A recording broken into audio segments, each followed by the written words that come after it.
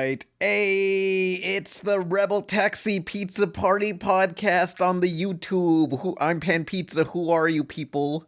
Why'd you specify on the YouTube? Isn't that where we always post it? Yeah, exclusive YouTube. It's not like we have a PodBean and we don't use iTunes anymore. Someone might re-upload this to Dailymotion or something. Who uses Dailymotion anymore? I'm not sure. People who want to pirate TV episodes and that's it. Yeah. It's literally the best place after a day of something airing to watch Rick and Morty or Steven Universe. That's how I saw all the Moral Oral. It was all on Dailymotion thing. There's no basically no internet police down there. Anyone can upload almost whatever. It's the Wild West of internet videos. That's the true untamed land of the internet where you can upload anything you want. Somebody asked in the live stream chat, by the way, we live stream every podcast now on Twitch, Sundays at 5 p.m. Eastern Standard Time. Although you gotta follow my Twitter at RebelTaxi. You might I'll announce if there is one that day. Well, yes, but they can follow the Twitch and then they'll get a notification. I don't have a Twitch. We have the pizza. We're using it right now. You are. Yeah. Oh wait, I do have a Twitch account, but I never use it because my upload speed is terrible. I'm running the Pizza Party podcast Twitch stream. They can follow that and keep updated. You absolute moron! How do you think we've been streaming to Twitch all this time? What do you think we've been using? What do you think? Inside voices. I'll inside your mouth. Hey, we have a guest today. Who is this person? Hello, I'm just too good. I do Lego videos, but I love animation and I love RebelTaxi. So I always watch Pan's videos.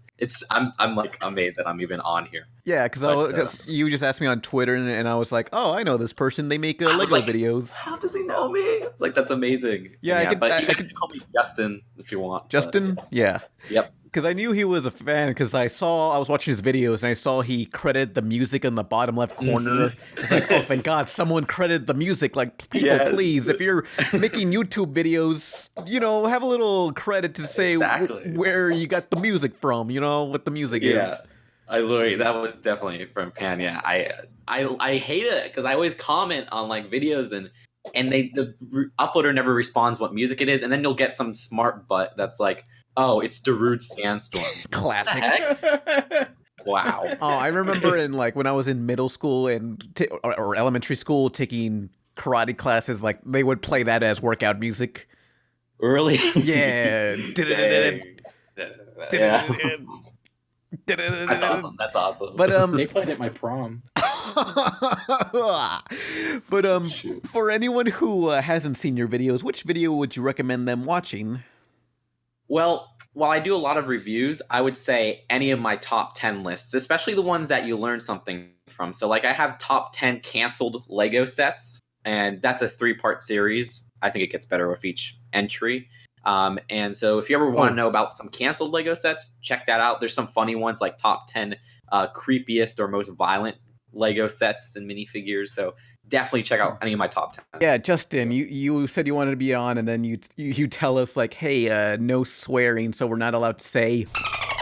Yeah, just because I'm going I already in my most recent video I said I was going to be on, and I got most of my viewers are children. Who's typing? So stop typing. Be yeah, no swearing, but. No, I was wondering maybe we'd get more guests if we had a more respectable intro song than the Super Effers theme. Dude. What? I love that. We're always in our clubhouse getting everybody. Yeah. I also love the Eltingville, right? Eltingville. Well, I use for the alternatives where it's a guest that can't swear, maybe, possibly. I just use the Welcome to Eltingville credits theme. Do you guys mind if we just restart the podcast again since we ran into a couple of different technical issues and then someone was typing at some point? It's too late. It's not too late. We're in too deep. We're in too deep, like Sum 41. I'm too deep into this. I'm too deep into. I'm gonna cut most of this stuff out, so it's fine. Okay. This is a disaster. Nah, I'm legitimately just trying to make sure the podcast is the best quality possible. Fuck me. I mean, my recording is fine. Izzy, this is the Pizza Party podcast. Quality is not a part of the equation. Yeah, there's no rules down here. There ain't no law and order. Izzy, did you honestly assume that this was a quality podcast? You've been on here for over a year now. You should know better. I believe we can grow as people. Nah, we're fugged. I've known Pan for about 7 years, and he hasn't at all. Oh. So I have to say, this is one of the most well-made podcasts I listen to. So Hopefully. well, you're biased. What crap are I you am very listening biased. to? I'm a fanboy. How many podcasts do you Yeah. listen to? Not many, evidently. I listen to a lot. Like Speaking of podcasts, I want to go on a tangent about one I've been listening to called Up and Vanished. It's a true crime podcast investigating the disappearance of a woman named Tara Grinstead. And the only reason I bring it up is because it's a really well-made podcast, but the guy who runs it is honestly super unprofessional, because there will be times in the podcast where he'll literally just go on tangents about how great his podcast is and how it's like, so this is like the Nick Animation podcast. oh, Aw. snap. Shots fired, baby. No, what I was getting at is there was a scene where there was an arrest made in this cold case from over 12 years, and he goes 4 minutes playing audio of people like praising his podcast for helping solve the case. It's like almost 2 to 4 minutes straight of just him like playing audio clips from the news. He solved a murder with his podcast. What have we done with our podcast? Nothing. Well, did he solve it? Did he? No, well, not really. No, he sort of woke up the case, and then people investigated. Like all of the leads he was following really didn't amount to much. Snap. I almost did it too. I was like, oh crap. Yeah. Well, look, he's trying. Okay, he's trying to solve a mystery and rewrite history. I'll have DuckTales. to check it out though. It sounds interesting. Woohoo. It's an all right podcast. Well, when he's actually investigating, it's pretty interesting. But there are times. Is it on YouTube or? It's on. I think there are uploads on YouTube, but I use like PodBean I don't use PodBean anymore. PodBean is terrible. What's it called? But I use Up and Vanished. Up and I'll Vanish. check that Okay, Up and Vanish. More I don't like, want to type, but I'll keep it in my mind. Yeah, more like up your butt. Brick. Your You brick. can't say that. You can't say that. You can't say that. This is a safer work podcast now. Oh man, this blows. Oh, speaking of which, since we are a child-friendly podcast, we've gotten a mandate by Maker, aka Disney, to include a a little song portion in the podcast. Oh boy. So, I'm gonna start singing. No. Hey everybody! I'm the one who we're sings. in This the is podcast. what the We're heck? having fun, and we're definitely Stop not it. being monitored by the U.S. government. I hate this. We're not being written on an FBI list. So That's too soon, Nolan. Penn knew what he did. Enjoy the show. No. And hopefully we won't be arrested No. again. All right. Yeah. So we've filled out that contractual obligation. That was great. Yeah. Mhm. Okay, all right. I promise never to try to bring quality to the podcast again. I give up. Yeah, we're all Why? screwed. What brought that up again? Oh, that song and dance you just did. Yeah. Oh. I mean, I didn't do a dance. This is audio. I don't know what you're watching. Yeah, it's unless someone wants to draw him dancing, go ahead. There was someone that did like an animated of us making Pan be by himself. Wow. I love that animation. I'll link it below. But basically, like you all left me in the voice chat alone, and I was talking to myself, and it was really sad. Dang. That's like in like Half in the Bag when they had like Mike and Rich talking, and then it just cuts to like Mike talking, and then Rich isn't even there. He's just like talking to himself, and it's like crazy. Oh, was that a Wheel of the Worst? It was in one of the Half in the Bag reviews, and it's just like he keeps talking and talking, and then it just cuts, and it shows nobody else is in the other chair, and it's like super dark. I'm like, holy crap! I forget which episode this was from, but in Half in the Bag, maybe there was a scene where the audience was laughing, and Mike was just sitting there saying, "Stop laughing, stop laughing," and Jay is like frozen, like in time. Everyone, stop laughing. That's hilarious. Oh my God. They should come on the podcast. They run a very good nerd podcast. They would definitely belong. Yeah, on here. I always wondered why Half in the Bag has never covered animation ever. I know. I wonder that too. They did Sausage Party, but that was it. Did they? Well, Yep, they talked about it super briefly in their year recap. Yeah, it was so brief. Yeah. Oh, okay. Yeah, the only other animation I remember is they were talking about like Eddie Eagle, this gun safety VHS tape. And that's about it. Oh, I don't remember that one. I sort of get the idea that they don't really care about animation or respect it. Yeah. I could tell Mike. I don't think Mike likes animation, but I think Jay does. Because Jay even on his Twitter, like somebody asked him, "Have you seen the Lego Movie?" And he was like, "Oh yeah, I really like the Lego Movie. I didn't see Lego Batman though." Yeah. Yeah, I thought they would at least watch Lego Batman because that's comic book stuff. Exactly. I was hoping for that review, but oh well. But Justin, Yeah. correct. Oh, you saw the Ninjago movie. Did anyone else see the Ninjago movie, the Lego Ninjago movie? I'm a grown adult. I don't have time to see movies based on kids' toys. Yeah. So. It's not a kid's toy. It's for everybody. Apparently, no one in America saw it. That's what I was going to say. Did you see Also, the box office today, like. I would like to call out the Lego company for being ageist. Ages 3 to 99. Yeah. Really? What the heck? That was a meme, but I don't think it was 3 to 99. Look, they used that back in I think the 2000s. Really? I was expecting that to be like in a time when like it was rare for anyone to live beyond like 60 or anything. No, that was from the early 2000s. Darn. Back in the day, they would just do like 6 to 12. So, well, they still do 6 to 12, 7 to 14, and if it's like an adult set, it's like 12 plus or 16 plus. Yeah. But, yeah.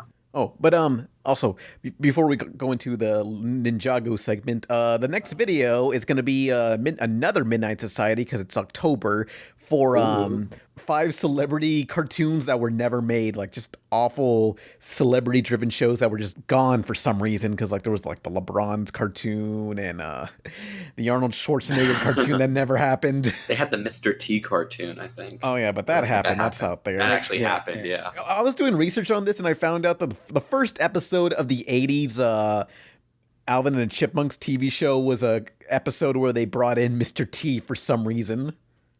Really? Yeah. Wow. The Chipmunks were dealing with a bully and they said, we need to call up Mr. T and he'll help us. Do you guys remember Blame It on Jorge's Countdown? And one of the sad moments was when Theodore was trying to save a pet kitten, and then they had to like discuss mortality. Oh. I think I remember that. Because I do watch some Blame It On. I didn't watch that video, but I hate the Chipmunks in general. Blame It on Jorge is a cool guy. Let's give a quick shout out to Blame It on Jorge. Yeah. Oh, I need to record footage for him because we were downloading like these old 3D Cartoon Network Flash games, and they didn't run on any of our computers. But I had a laptop from 2006 where it barely ran on it, so I need to get footage for him.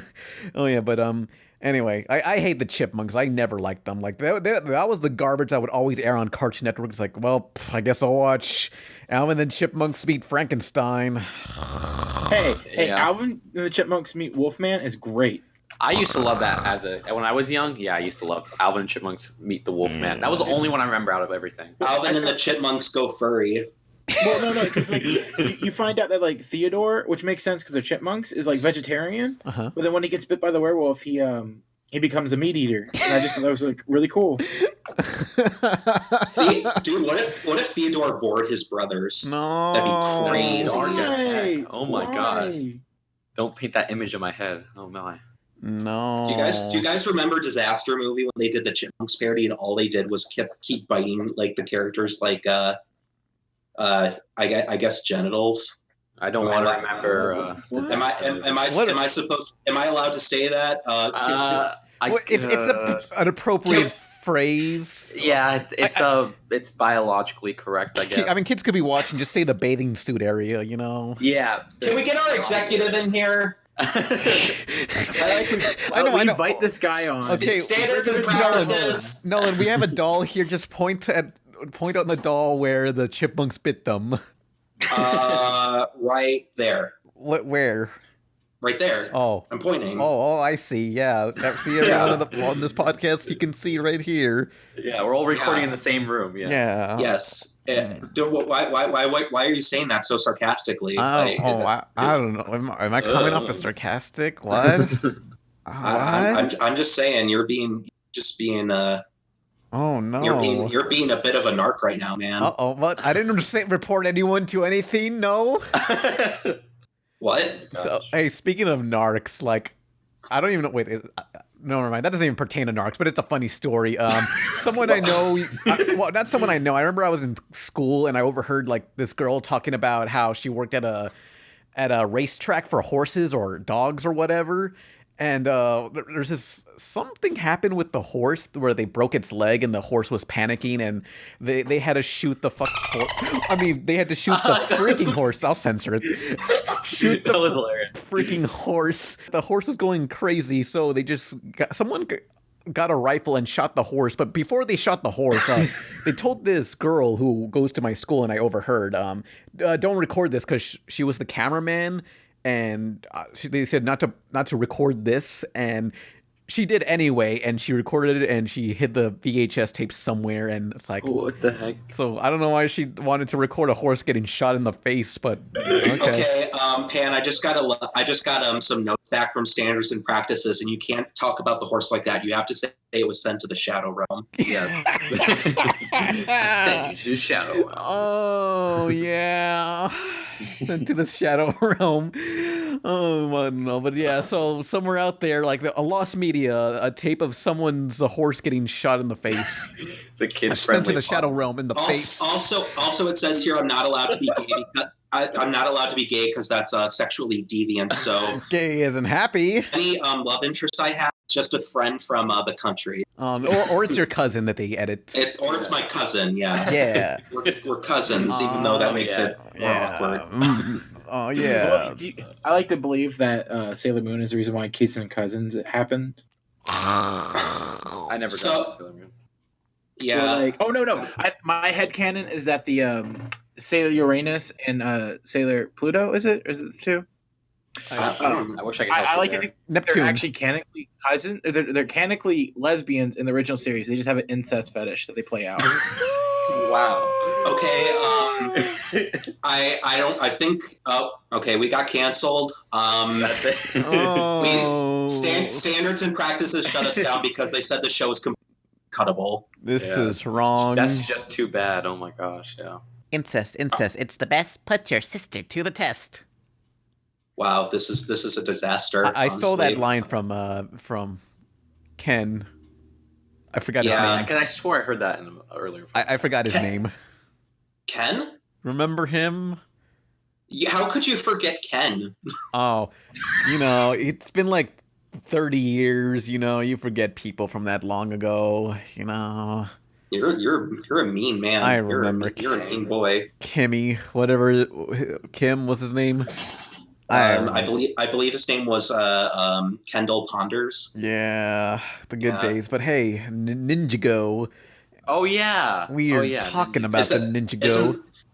Is that what we were supposed to be talking about? I think so, because we got a Lego guest, and he saw Ninjago, and I saw the Ninjago movie. To defeat the evil Lord Vortek, you'll need might. I'm Batman.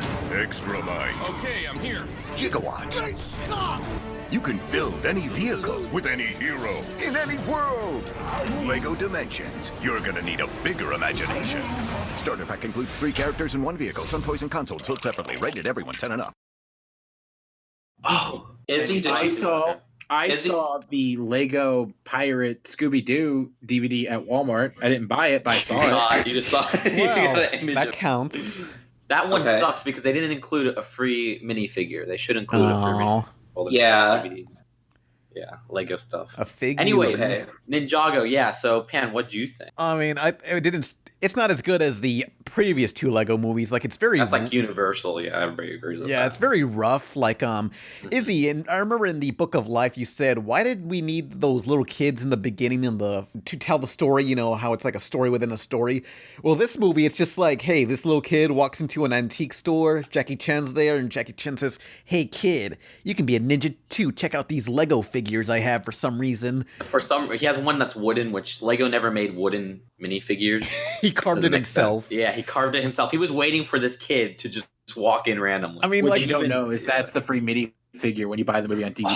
Oh my god! If they do that, oh my gosh. Oh god, buy the I'll buy the freaking thing. Yes, I will buy the thing if it comes with that. That's a nice figure. Have you brought any of the other like Lego movies on DVD, Pan? I mean, I don't buy DVDs anymore. That's like, what is this? I literally just buy them for the minifigure. I mean, it ain't 2004 anymore. Who buys DVDs? Well, when the digital revolution falls apart, like Fallout 3, well, you can sit there without nothing while I have DVDs to watch. So you'll see. So, how do you feel about the fact that Lego Dimensions destroyed the Toys to Life market?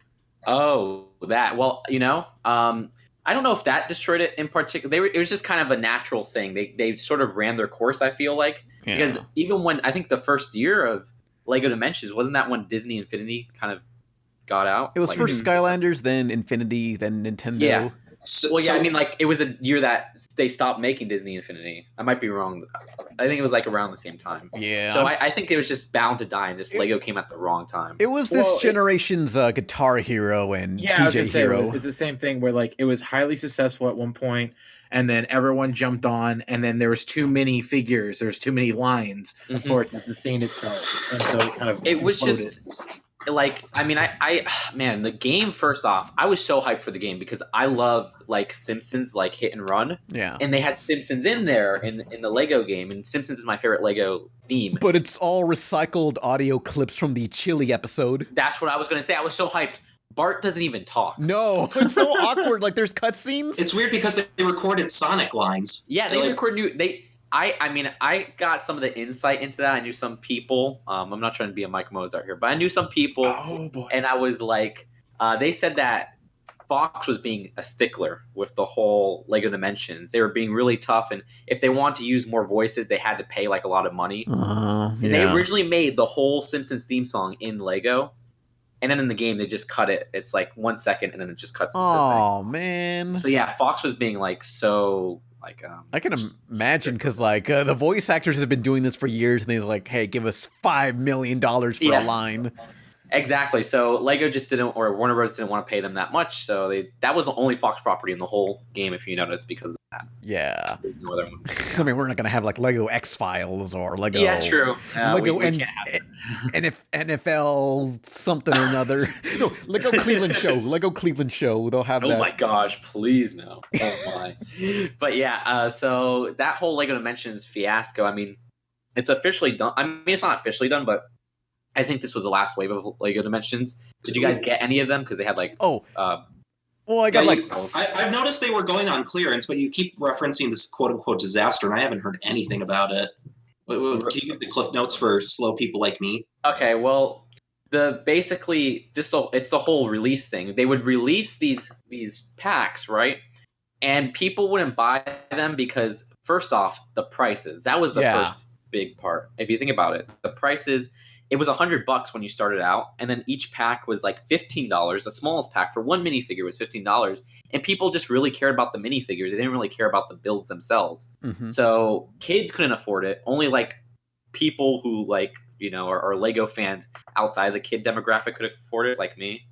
So that was the start of just the downfall. And then they had all these things planned for Lego Dimensions. They had so many different franchises. Like they were supposed to do like stuff like Mega Man and all that stuff. And they didn't do it because, that just the sales wouldn't warrant it. They were going to have a device that you could scan anything into the game, like scan any Lego build into the game. I don't know how this crap would work, but they have like 3D. Well, the thing is they have 3D motion capture stuff in like professional studios. That was probably what it was going to be about. Yeah. Yeah. So it probably would have just been motion capture, which would have cost a ton of money. So yeah, and it's like the sales aren't warranting it, and plus if they release that product, it's going to be so much money for sale. It'd be like what $200 to like release that. Yeah. So they just had to cancel it. But what they're doing, which I think is sad, they're not saying it's canceled at all. Like they've been denying it for like the past few months. And I talked about it a few months ago on Twitter and on Reddit, on the Lego Dimensions Reddit, but people are jumping down my throat. They're like, "You suck! You're a liar. It's still going to go on. It's not canceled."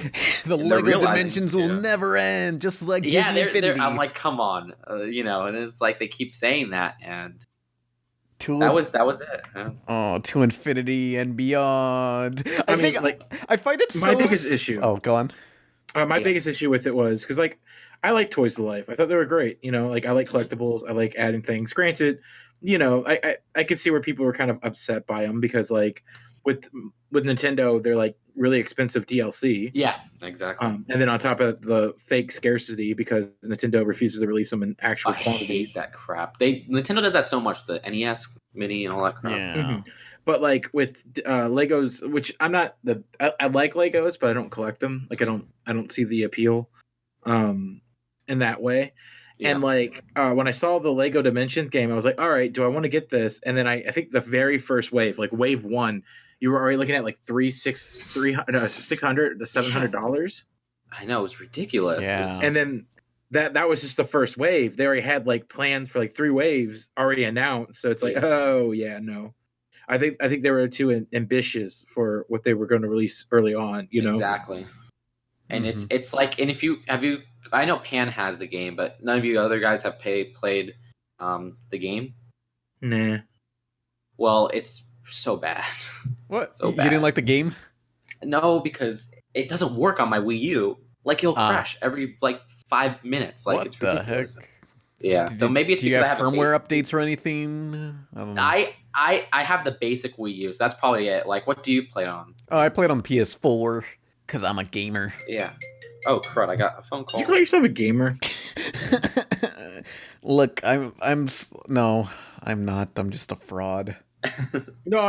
It's I don't know. It's just one of those things where like that's like the least cool thing I've ever heard you say. I'm a gamer. Oh, You sound like a YouTube Red like original series. What's up, Oh my gamers? Oh. What are Speaking of cartoon people YouTube called? Red, What do you call like cartoon people? Like, hello, tuners. tuner. I guess it's like if you like MLP, brony. If you're this, God, there's, like, tuner sounds like a racial slur. I was gonna say though, do you guys have YouTube Red? No, 'Cause, we're not idiots. I have YouTube Red. I gotta Oh. support the creators. What the heck? Actually, like in all honesty, YouTube Red is probably the best thing for people that want to support YouTubers. That's the only reason I have it. Yeah, because like basically they divide up what you watch and evenly divide like $5 between those people, and that equals way more than any ad revenue would. I know. I see you could see separate analytics for it. What? But Oh, if you're I didn't know that. Speaking of YouTube Red stuff, I saw a good game from the Game Grumps. That's what I was going to say about the good game like that. It's honestly one of the worst things I've seen in a long time. It really is. It's super upsetting because like I freaking love Dan Harmon, and like to watch something, it felt like people who don't understand what they're writing stuff. So like, he did write it. Wait, give me some context. What's going on? What is this? He's an executive producer. It's so the Game Grumps thing. Like I'm sure, like Dan Harmon's one of those people that like even though he's not the writer or creator, he's most likely either editing it or like spending a lot of time in the editing bay or in the writer's room. Like he's not very much I'm just going to put money towards this. He's very much a hands-on type of person. Yeah. Hey, what's this? What is this? So it's a narrative series by the Game Grumps, and it's on YouTube. It's a YouTube Red exclusive, and it's basically they were trying to. I don't remember. It's like Aaron is like he's a retired gamer, I think, and then Dan gets him on a team or something. So it's pixels? I don't know. Okay, so basically it's dodgeball, but where they're not self-aware that the sport they're playing is silly. There you go. Izzy got it. Because it's basically Dan and Aaron playing Roland, and I can't remember the other name. But basically Dan's character is like, oh, you can win like $1 million if we play this stupid esports game. And so he gets a group together and they're actually good somehow. And I've only watched the first episode, so I don't know where it goes from that. That was but the same, yeah. It literally in a 2-minute span, it does both a trigger joke and a disability joke. And like I don't know if it's like tongue in cheek, like haha, we're joking about triggers. Do they do a fidget spinner joke also? What's that? Do they do a fidget spinner joke also? No. I remember what you're referring to, Izzy, and I think the idea of the context of the guy saying trigger warning, he was like being a jerk about it.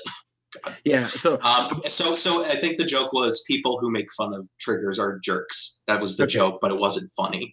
no, I don't think anything in it was funny. Oh my there God. wasn't a single laugh. Like it's just insane how bad it is, and it just felt so flat. Is this okay? Well, to be fair, is this like Rick and Morty, where you got to have a high IQ to watch it first, or what? Oh, you're right.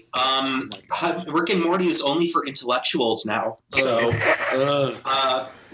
guys, I'm sorry, but you can't watch Rick and Morty unless your IQ is at least 400. Oh man, you have to be in Super Mensa.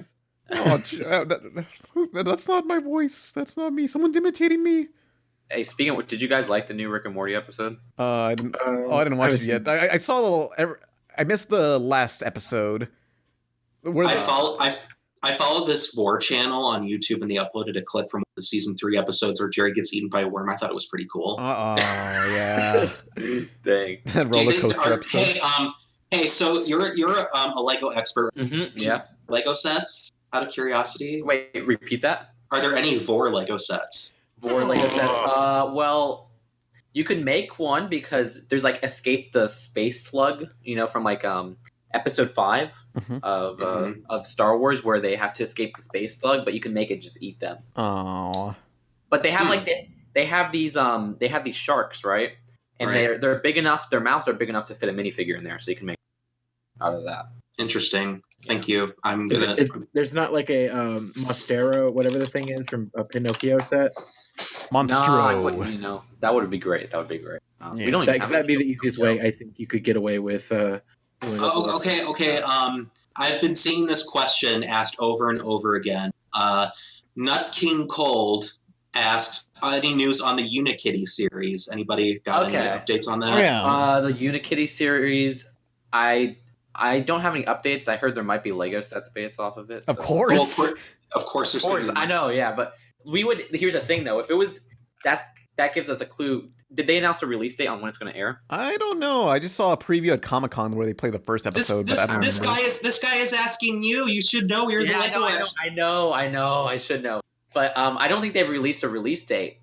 And if they're making toys with it, we would know. Like we, as in like, I guess the fans of Lego would know because we kind of know up until like June what's going to come out. What do you mean? So I would have to guess that it's going to air next year because we haven't heard anything about Lego sets with it. And if they want to make Lego sets, they should tie in with the release. So, do you guys have like Lego conventions similar to like how Transformers had the BotCon where they announced we have so many Lego conventions: BrickCon, BrickFest, BrickFest Live, Brick James Bricks. You know how furries have like fursuits? Do you guys have like Lego suits? suits? Actually, shout out to my a friend of mine, Naomi. She does these amazing sculptures of like 2D characters. But she used to make she made like a what's Charlie Kuntz's character in the Lego movie, the Spaceman character? Benny?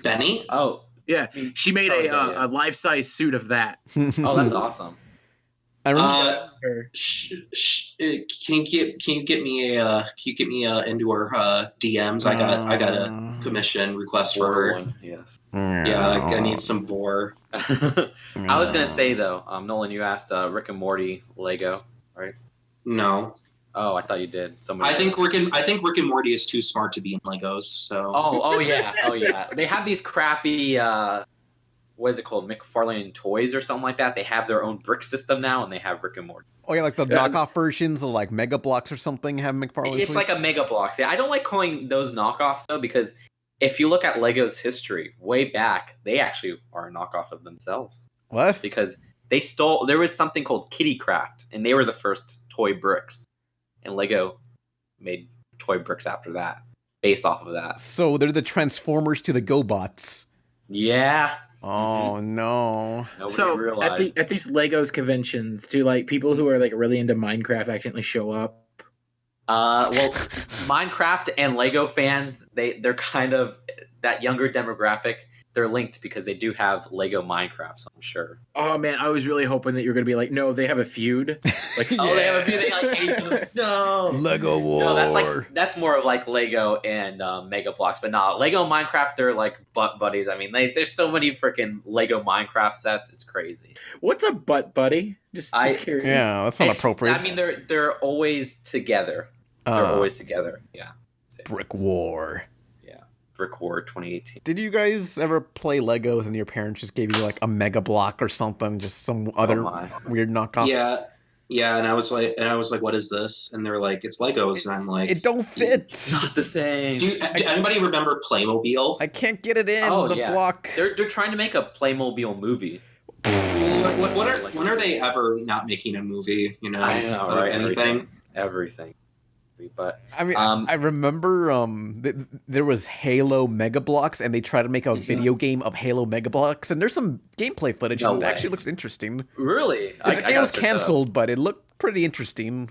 That's kind of cool, actually. Making like a shooter out of a Lego knockoff brand of the video games. You know, Mega Bloks, actually, they changed their name recently. It's Mega Constructs. They want to appeal to the adults more, I guess. Oh, wow. Mega Constructs. Yeah.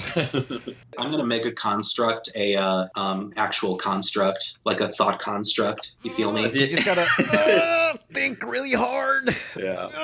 I guess the fans of those have to be really smart, you know? Like, I want a Lego social construct. Yeah, Mega Constructs are for Rick and Morty fans only. Yeah. Well, the good news is that did you know that Legos are gendered? They have Lego Friends, which are I didn't know that Legos were unisex before. Mm-hmm. I did a whole paper on that, I think. They've always had like gendered stuff for Legos though. Like they've girl had Legos. Yeah, they've had Lego girl sets before, and then Lego guy sets, but they're pretty good at being unisex though, like more so than any other it's company. Like the general lines are like unisex, and then they'd make like something like Belleville, which I guess was trying to capture that I guess female demographic or stuff. And they have friends now. But, you know, Netflix has a new TV show, Lego Fairies, and it doesn't even look like Lego. It looks like it's animated in the style of Voltron, the anime style. That reminds me, man, you said that last time, Lego Fairies, and I kept saying, I'm like, it's Lego Elves. Lego Get it Elves. right. Elves, yeah. I remember because it was like I think it was the last podcast, and you kept saying Lego Fairies. It's like, Elves. Okay. So Lego Lord of the Rings, that Netflix show. Out of curiosity. Yeah, Lego. What are they? Dwarves. Lego Hobbit. Lego Hobbits. Yeah. Yeah, Lego Hobbit. Yeah, I don't watch Lord of the Rings. I'm more into modern fantasy. They stopped the Lego Hobbit and Lord of the Rings sets, I think, in 2015. I don't remember. Yeah. Well, I mean, the movies are done, so I Yeah, exactly. It makes sense. I think we got something with Lego Dimensions. Then when you're done, look, prepaid envelopes. Return one, and they'll send you another movie from your list. It's easy. Netflix. All the movies you want, only $17.99 a month, and no late fees. Yeah, but hey, now that we're on the topic of Netflix, you want to talk about news pertaining to Netflix? I guess we could. We can talk about the Ninjago after, but Yeah. Okay, but so apparently somebody working on this show called what's it called? Ben the Looney, the Netflix series? No, Maya the Bee. There's this preschool show called Maya the Bee, and there's they said 76 episodes. And in one of these episodes, somebody found in this one shot for like 3 seconds, somebody drew a phallic symbol. What? Oh my gosh! I gotta see this. This is a kids podcast, so they drew a no-no on the wall. A no-no sign.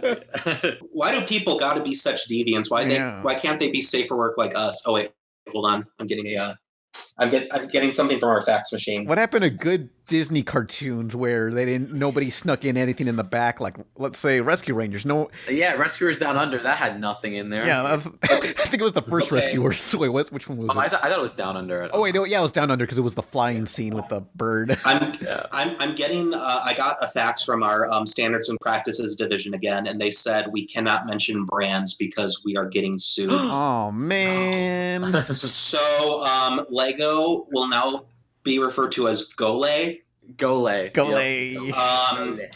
And Cartoon Network, since they're really sick and tired of having to deal with our nonsense, we have to call them the animation station. That sounds like a podcast, the animation station. Yeah, it sounds better than the animation warehouse. Am I right, ladies? That's a reference to something. What's that? Our friend Bernie's videos. Oh, okay, yeah. Oops. Sorry, Bernie. Yeah, but so somebody drew a no-no on the wall of this cartoon. And like they pulled this episode off Netflix and like they stated that it was possibly from one of 150 artists working on the show and they will pursue legal action. Oh my gosh. I wonder how they're going to like get down to who like drew that. Like are they just going to like line them up in like a room and like in all honesty, if the show was well produced, they could easily just go and check their spreadsheet of what shot was done by what. Oh no, they're after that guy. It wouldn't be that hard.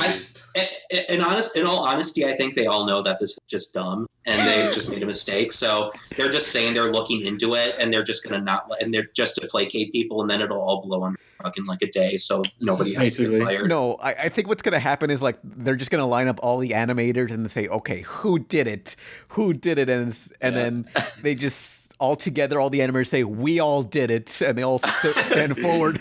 Every one of us. You fire one of us, you fire all of us. Or they pull an X3 and they're like, everybody stand together in a line. We won't let them fire us, and then they're like, we can just hire somebody else. Yeah. Oh my gosh. Darn. Rude. But they will bring this man to justice or whoever they are. Just like they cannot get away. I remember Coca-Cola did something like this. Well, some artist was hired to draw like a Coca-Cola sign and they drew a woman pleasuring someone in the ice cubes. Like the shadow of a woman's face and another body part in front of her. Yeah, and that guy was fired, and I don't know if he still gets work as a graphic designer. I would hire him. I don't know what anybody else would be talking about. Speaking of graphic design Easter eggs, was anybody else's mind blown when you found out the FedEx logo had an arrow in it? Oh yeah, I found that out like a while, but I was like, "What the heck?" I was like when you were a kid and somebody tells you, "Did you know that the FedEx logo has like an arrow in it because it's on the go?" And then you're like, "No, it doesn't." And then you look and you're like, "Oh." Yeah, you like go to school and you start saying it was like your own thing. You're like, "Yo, I found this out," but the FedEx logo. Say what? Yes, like, that blew our minds. Anybody else got a favorite graphic design hiccup or Easter egg or? I'm trying to think. There is definitely. I mean, not really graphic design, but did you know Lego means play well? Danish. Yeah, in Danish. Yeah. Oh, that reminds me. I remember I was on the Lego website a long time ago, like 2003 or so, and there were some Flash games. And you couldn't chat by yourself. You couldn't just type stuff. You had to like select a bunch of pre-made sentences. And I remember just playing some take turns game, and this guy just put in "pretty good for a beginner," and I was like, "What was his problem?" Oh my god! What'd I do to that guy? How do you know I was barely starting out? I was like level 1. I don't even remember what game it was. I don't even know. But that guy was a jerk. Like a Bionicle or something like that. No, Bionicle's dead. I know we're moving from one conversation to a minute, and it's mostly my fault. But do you guys remember that Lego MMO that got shut down? Lego Universe? Because people kept slipping in like phallic symbols. Wait, there was a Lego MMO? Yeah, it was Lego Universe. It looked so cool too. Like and it was only up for like a year or something. Very sad. Yeah. And the reason it was shut down because the maintenance cost of like trying to keep it kid friendly was just way too much. Oh yeah, I remember now. You told me about this. I found out through you. It's been 1,000 years, Nolan. I can't remember everything I've ever said. You know. I mean. I remember. Now I remember that you just reminded me of it. But yeah, now I remember it. The maintenance was too much. Some MMOs since, like they had the Lego Chima MMO. You guys remember Chima? Lego Chima? You mean Thundercats? Yeah. Yeah. Oh yeah. It was terrible. I did not like that show at all. Yeah. I did like Bionicles. Bionicles is awesome. They're dead. But they died too. They died. They brought them back, and then they died like a year after. Like they did not sell. Yeah. It was sad. I wonder why. You think people like for such a strong cult fan base, you think they'd be willing to buy more? Yeah, it's kind of sad. We're grown up now. We don't buy this, you know. Bionicles when we were kids, dumbass. Dumb butt. Dumb butt. Yeah. Also, Pan, I hate to break this to you, but you still buy toys like a little boy. So they're vinyl figures. They're not Yeah, they're toys. Okay. Yeah, they're toys. But Pan, have you bought any other Lego besides Dimensions? Like... No, just Dimensions. I'm excited for the Teen Titans Go thing that's coming out. Yeah, it actually came out like 2 weeks ago. Dang. He's not that excited about it. Oh, yeah. I don't know. Fine, I guess I'll better look for the Raven figure. Of course. I saw you retweet that Hawaiian pizza Raven thing. Yeah, it's like, hey, it's relatable Hawaiian pizza jokes. No one's done that before. Other Netflix news, did anyone see Neo Yokio? I have. Because it came out. I started it. It's honestly, I think it defies like genre and just like conventional storytelling in general. It's insane. I only made it through 1.5 episodes and thought it was freaking boring and stopped watching. I saw the whole thing. The first episode is boring. The acting is really bad. Yeah, I was getting through. I was like halfway through the first episode, and I sort of just. It's like someone on Tumblr said it best. It literally feels like an abridged series of itself. Like how much they talk about that chocolate, the Toblerones. Yeah. Like it seems like it's a running gag, but like the main character, Jaden Smith's kid, just sounds really bored, and like it. I don't know. It's really boring to watch. Yeah, it's like, I mean, I see people reblogging like screen caps and funny things that happen in the show, and it's like, yeah, those are so few and far between. It's not even worth watching. I mean, I like the style at least. It's yeah, like it's by Studio IG, and people are like, does this count as anime? It was produced in America, but animated by a Japanese studio who also did Ghost in the Shell and IGPX. So it's like, here's the thing: do we really need to differentiate what is anime and what is animation since they're exact same fucking thing? Hey. Sorry, it's so hard. Anime is for kids, Izzy. Anime is the adults. word anime is French. Cartoons are for kids. Anime is for adults. We got to differentiate this so I can like show I'm not a child. Anime is only for cool kids who wear fedoras, smoke vapes, and have body pillows. Okay, and of course, wears a Naruto headband. And has a kimono and a katana collection and has really bad body odor and doesn't get a girlfriend and complains that they can't get a girlfriend. So they go on to Reddit and they start typing why they're better off being an incel. Yeah. That went dark. It's not really dark. It's just, the truth. Accurate. Yeah. Join my anime club, please. Someone. One of my fans would be watching this. They're like, what the heck are they talking about? What's anime? Anime. Lego. There's no anime Lego. Have they made Lego? You get like one of your 7-year-old fans, and they're just like, after they're done playing Minecraft, they watch this podcast, and they're like, "What's vor?" Like, hang on. I'm going to personally accept responsibility for completely destroying. I googled it. I just realized Lego has not made Lego out of any animes. The closest thing they did was Speed Racer, the movie. So almost. That's really weird. How come they haven't expanded to anime? I know. I mean, oh wait. Well, they have Voltron that they're making. That isn't. That's not anime, is it? Voltron. I thought the old one was. I thought the older one was. It was based off of one. Well, I don't know. I don't think Transformers counts as anime. And that's kind of the same. Fair. But I guess that's the closest thing. That will be the closest thing now. Well, the thing is, did you know SpongeBob's an anime? Because in Japan it's called anime, because that's just the word for Japanese animation. Like, Izzy, stop ruining the fun. Yeah. Izzy, it's not the word for Japanese, the word for animation. What's that? It's just the word for animation. I know, but in the Western culture, it's a word that's used for elitist snobs who think that Western animation's bad. So they kind of try to make it I don't watch animation. I don't watch can't just love both. It's no. There's some great. To be fair, comparing the track records of the 2010s between anime and over here, Look, American cartoons are barely starting out with plot-driven shows and comedy, so it's no, they're not. In comedy shows.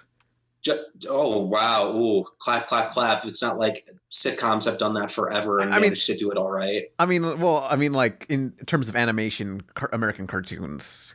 Well, it's not difficult to translate a sitcom with a serialized story to to animation. We don't do that. We haven't done that much until 2010, so we got lots to. Somebody pointed this out, but we do have Lego Exo Force. You know what that is? Exo Force from the 80s? No. Well, I mean... Exo Squad. Or wait, which one? Yeah, you're thinking of something else. Exo Force was an original Lego property, and they tried getting that Japanese animation aesthetic with the design and everything. They had what people would say is the anime eyes, I guess. I don't know. Yeah, that was... It was like Lego's attempt, and I guess that didn't do well, so after that... These kind of look like the Ninjago mechs. Yeah, and it's actually a lot of them are designed by the same people. Yeah. I believe. But yeah, the Jaden Smith anime sucks. No, it honestly like the first episode is like kind of bad, but you straight up watch it and like the whole thing, and then you realize how genuinely bafflingly awful it is. Yeah, I mean, it was actually lost media where it was supposed to air on FXX, and they never did, and then FXX shut down its studio, and I guess they're like, hey, Netflix, take this. We want it. I thought FXX was a channel, so is the channel down? No, the channel's up, but like the animation part, they had a ADHD animation domination high def. Yeah, I remember they used to have that on regular Fox, and they moved it. Yeah, it was trying to compete with Adult Swim, and it failed miserably, and now nobody remembers it. So, I'm honestly surprised how difficult it is to beat with Adult Swim. I mean, they have the niche. I mean, it's like, hey, what else is there to watch at 3 a.m.? Adult Swim. Do they still even have Nick at Night? Yeah. Nick. Well, they have Nick at Night, but it's mostly just like it's a dumping ground for like reruns of sitcoms. DDS. I don't understand why, like, especially now when kids just kind of stay up late and just ignore their parents, and they have TVs in their rooms or on their phones. It's just like... Well, I talked about this on the one video where I mentioned, like, they tried doing animation at Nick at Night, but it was, like, adult animation, and, like, a lot of parents complained, and it's like, okay, let's just... No, I'm not saying that. I'm just saying rerun, like, Nickelodeon shows all day. Oh, yeah. I don't know. Like, I just don't get why they do that, because I don't understand who would be watching those sitcoms on. You gotta buy Nicktoons Network, then. Oh, yeah. I guess. Millennials killing animation for adults. Yeah. Who wants... Yeah, we millennials truly have destroyed everything. Yeah, Coin told us articles. Yeah. So millennials destroyed this. They destroyed Applebee's. They destroyed everything. Applebee's deserves to die. Applebee's is tragic. Yeah. As millennials, do we not hold anything sacred? The only thing I hold sacred is Pam, finish the joke for me. Sacred, Pam, I don't know. Finish it. From evil. By the way, I want to clarify real quick that, like, I'm not an anti-anime fan at all. Like, We know. I know, but I want to clarify because I know, like, if someone just like randomly listens to that, they're like, "That bitch fucking hates anime," and I'm like, "No, I like it." No, anime fans hate everything, so it's fine, you know. I for one hate anime. Do you guys want like your gross animes with like 12-year-olds in bathing suits? Well, guess what, kids? I ain't supporting that nonsense. I think it's time to boycott and start a movement. I made a Tumblr account. Whoever wants my password, it's Keith X Lance Forever. It's a number 4 for the 4. Hang on, I got this comment. It pertains to anime. It says, "Don't want to read subtitles. What are you, 6?" And I just wrote to them, "What are you, an elitist who thinks they're superior based on how they watch a TV show because you have no other things to be proud of?" Dang. Oh man, okay, so that's one of my favorite like misconceptions of anime is that the Japanese version is always superior in the sense that because you don't understand what they're saying, the acting is always better. And then like if you ever like looked, a lot of animes are recorded like they animate. Okay, first of all, none of the lip movements actually match the Japanese version. Like they dub it themselves as well, because like they animate first and then they record the lines. And a lot of times they record it as a group together, and they're all like holding the script and just yelling into the mic together. So it's not as well like acted as people think. But this whole like once you don't understand what they're saying, everything sounds better. Yeah. I didn't even think about that. Wow. Yeah. It's also the fact that anime acting is a lot different than acting in Japan or acting in just everywhere in general. There's always different ways of acting because of how different the culture is. But with anime, it's basically like imagine every anime sounded like a kind of like a Bugs Bunny cartoon in a sense. And I don't mean that where like everybody over exaggerates their lines. They always give over the top performances even when they don't need to. Mm-hmm. Because a lot of people I know who have been to Japan, they say people in anime don't talk like that. And if you listen to interviews with people like from Japan, like game devs or whatever, they don't sound like an anime character at all. They're like anime characters are very, very they enunciate a lot more. I guess they just have like a certain cadence to their rhythm, and they always like over the top, etc. Mm-hmm. It's just very different. But also, I don't entirely agree with the elitist thing, because some people like subs more because it's just more faithful in translation. Because when you're dubbing in American, you'll have to change certain things to match the lip movements. Because even if they're not matched in Japan, they're still like saying it at the correct speed and etc. And when you translate that over in American, it could be something a lot longer, so they have to rewrite it into something that might be slightly different. So, for example, one of my biggest issues with like fan subs is that in One Piece, there's a word. It's nakama, which basically just translates to friend, crew member, etc. Like it's just a big like spectrum of different words. It just essentially means whatever variant of friend, but you have to use like a little context. So if you're talking to a crew member, the word means crew member. Yeah. And they even like the people that dubbed or subbed it back in the day in Arlong Park's arc, they actually admitted this, but they couldn't figure out how to put Nami, you're my friend in English and make it sound cool, because it doesn't sound cool. And even when Funimation later dubbed it and it doesn't sound cool at all, when they, Nami, you're my friend, it just sounds really lame. So they translate it with Nami, you're my nakama, and then translate it with means more than friend. It means friend, but more. And so people have like from the English anime fans have like taken that and it's spread to other fan subs, and they truly believe this word means like family and other things. Like it has like a stronger connotation than it actually does. And it's like that really bothers me, because you could easily dub that line. Okay, so most fans like they don't like it when it actually sounds good in English. They like it to be as bare translated as possible. And that's not how you translate. You have to adapt. And that's where you have the issue where, people are like, no, it has to be exactly what it was said in Japanese. But you could easily put Nami, you're one of us. Or Nami, you'll always be one of us. And it has the exact same meaning, but it also makes sense and sounds good in the English speaking way. But people hate when we like change things to fit us. Yeah.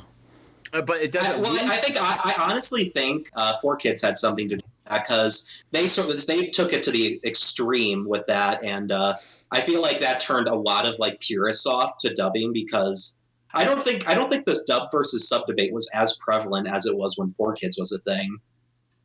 Like I mean, earlier then, like sure, dubbing was awful, but you don't hear people complaining about it. I think it's mostly once people were able to get on the internet and like find out that there's another version of stuff, because like no one cared that like Samurai Pizza Cats was a completely comedic dub, no one cared at the time that Sailor Moon was different until we found out that there was alternate versions. So, however, I think we can all agree that Ghost Stories is easily the best dub ever. Yeah. Hey there, what are you kids doing here? School's over. Go home, you sillies. No, thanks. Oh, nice cat. Yeah, that was by the same dubbing team that did Evangelion, which is not surprising, all things considered. Speaking of which, while we're on the subject of dubbing, one of the things that was pointed out to me by a fellow YouTuber, Goat Jesus, he's really cool. He does really good anime stuff, so go follow him or watch his videos or whatever. And if you don't like it, I tried. But he did a video talking about Evangelion's worst worst dubbing mistakes. And it's not like pedantic. Like he does kind of get into how he didn't like some of the actors, I think, but it wasn't like too long. But essentially what he said was there were a lot of like ways that the words were like specifically stated in the original subtitled version. Mm-hmm. And the way they translated it incorrectly because there just like was such specific ways that you could say that in Japanese that like it could not be translated, and it led to a lot of misunderstanding in the dubbing team. One instance was Asuka's final line in the original Japanese version was some kind of and I don't know the exact expression, but it basically was sort of some kind of a expression for like being sick or feeling sick or thinking something is gross. But it was worded in such a way that when you translated it, it was like impossible to translate. And they could only get like a certain types of lines. So they just settled with "you're disgusting." And that led to a bunch of people in the dubbing team, like Tiffany Grant, who voices Asuka. She interpreted the line as Asuka having morning sickness from a pregnancy. And I don't think that was the case at all because there was like no indication whatsoever about that in the show. So it's dubbing is just really complicated. So I always feel like, you know, it gets a really bad rap when I feel like they have a really difficult, thankless job anyway. I never think about it that way, but you're right. Are there enough people who buy dubs, you know, like DVDs of dubs or whatever? Well, now... Funimation's still in business. I mean, I know. Didn't Funimation get bought out by Sony Pictures? I don't think it was because they were going broke. I think it was just an acquisition. Well, with dubs, isn't it like those are the ones that would get played on TV most likely? Yeah. Yeah. That was a big thing. Was like again, it's that whole once we found out there's alternate versions and the internet. Yeah. Before, like the only way to watch anime was what was on television. And now it's such a not like that's the reason why Toonami's like struggling to stay relevant. Yeah, even though it's back, it's like, what's the point of staying up to like 2:00 in the morning to watch anime when you can watch it anytime you want? Exactly. Yeah. Yeah. But that's the problem with TV in general. TV is struggling because of the internet. Because a lot of people complain about Teen Titans Go like airing so often, and like for me, it's just like, well, one, I don't have cable, so I really don't have like a say in this matter. But like they have the Cartoon Network app where you can watch any of the cartoons, any episode you want at any time. So like it's not like the Cartoon Network as the brand or the other shows are being shafted. It's just the people who do watch television, which are the people who are dumb enough to watch television, are watching Teen Titans Go. Exactly. That's fine.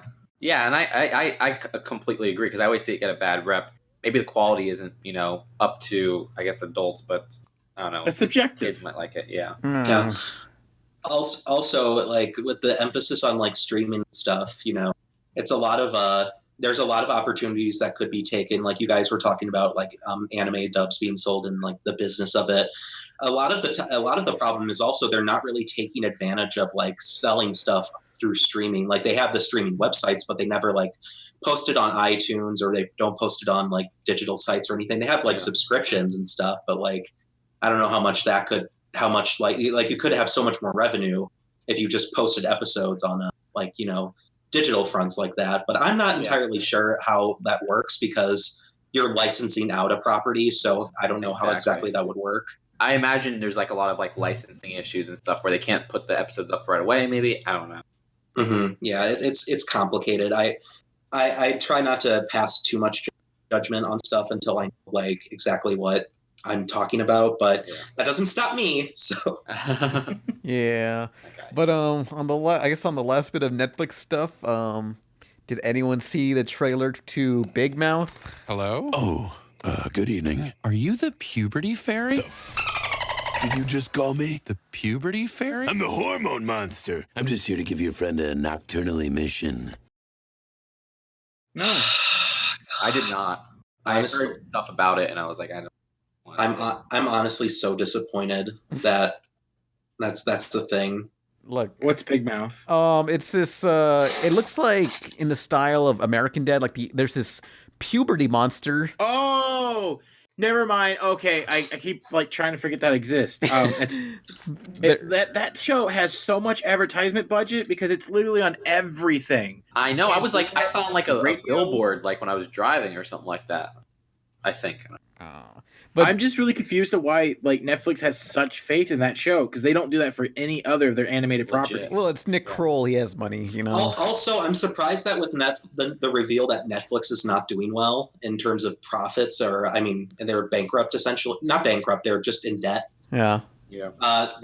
I'm surprised they're pushing something like this so hard. Like I feel like when a lot of companies are like backed into a corner, they usually take the safe route and like try to do their best to be safe and not like take something too risky. But Netflix just seems to be really gun ho with the stuff they make. I want to get like a scene from Big Mouth and just put in like a news article that says Netflix 20 million in debt. Well, it's weird because they'll advertise something like this, but I've never seen advertised F is for family. I mean, it wasn't Nick Kroll. He has money, so it's probably his money. Why is that their choice? Because there's so much other quality, Netflix shows that they could be advertising. I mean, for those that have not seen the trailer, basically involves this puberty fairy, which its posture looks like Roger from American Dad. Goes up to little kids and encourages this one kid in the trailer to how do I phrase this properly? You can't. The answer is you can't. To play with his bathing suit area. You know. Oh my god. I'm gonna be a bit and say I feel like this idea could work in a sense. I feel like a show about teenagers like exploring puberty could be done kids, well. Nolan. Huh? I think these are kids. No, I know. I get that. What I'm saying is like it's like a sort of educational show through the lens of a comic. You know. Well, usually like they'll for puberty they'll do like an allegory or whatever where they like isn't like the old Wolfman stuff of Fully Cooley did it, you know. Yeah. Oh, I love Fully Cool. Yeah. I'm not saying a show like that, like people going through puberty. I see. I'm saying it could be done tastefully. I see. And this is not. This isn't a kid show. Someone's asking me, "Is this for kids?" No, it's not a kid show. It has kids and they're doing things. Yeah, they're like underage and they're doing all these like really perverse stuff with them. And if it's fictional, I don't care. But it's kind of in poor taste. I feel it's like Netflix is like, yeah, let's show this off. This is a good idea. I know it's such an odd choice. Yeah. I mean, like maybe we're judging it too soon. I mean, like I'm still gonna give like 4 episodes before I like completely drop it. But it just doesn't. None of the commercials have been good or funny or appealing. Mm-hmm. It's honestly just kind of gross. It's just that's all I can say about it is that it's just gross. It's unappealing. It honestly makes me feel a little uncomfortable. I mean, I didn't see these. I know there was a second one, but someone said, you know what? I'm not even going to describe it. It's like, no, never mind. It involves a girl and something's talking, and it's like, no. Oh my God. I can't even. No. There's a scene where somebody holds up a mirror and they talk to a thing. Yeah. I think that's what I heard, and that's what I was like. I mean, you guys can use context clues. I mean, I've had like ideas for cartoons and stuff, and it's like, yeah, this is messed up, and it's like they will never air this, and I see this on Netflix, like, okay, you know what, my ideas aren't so messed up. You know? That reminds me of your Let's Play idea that you did, but we can't talk about it here because it's not appropriate. So there's a ton of comments in the Big Mouth trailer saying this is straight up pedophilia. And it's like, yeah, it's like, Pan, you can't refer to it as that. You have to refer to it as this is straight up stranger danger. Stranger danger. There you go. Yeah. Oh, geez, you're right. Let's just hope that there aren't any child catchers that got him good. Oh no, yeah, got her good. Those darn child catchers got her good. Yeah, got her good. Yeah, moving on along. Deviant Art. Lego Ninjago. Oh yeah. Hey. His dad ruins everything. Get out of Ninjago. Dad. Leloid. The Lego Ninjago movie, rated PG. I forgot. I was like, oh yeah. Okay, so now is that all for Big Mouth and Netflix I hope so. and the shame that comes from Netflix? Okay, well, so Ninjago, the movie Ninjago came out, Lego Ninjago, and I think we can all agree that it was not as good as the last 2 Lego movies. Yep. I've been hearing bad things about it. Is it bad or is it just mediocre? That's the thing. I don't think it's bad at all. I liked it. I thought it was like a 6 or 7 out of 10. It was fun, yeah. It's like when you have the last two, it's sort of like, I guess, Super Paper Mario, where the first two Paper Marios were so good that this third one comes out and it's not too much like the other ones, but it's still a good game. But people don't like it because the other ones are so freaking good. Still decent, but not on the high bar that the other sets. Yeah, exactly. I mean, it's not as funny. I mean, it's still emotional, but not as funny. And the story does feel very... it doesn't feel as refined because, like, the opening has... The opening has like an intro where it's just like this little kid goes into an antique store, and this is where we trailed off last time, where Jackie Chan's there and says, "Hey kid, here's this little Lego thing. Like you could be a Lego too." And Jackie Chan starts telling the story, and it's like this live action segment didn't need to be in the movie at all. Yeah, I mean, it was like I feel like they added it in because at the ending, if you see the end.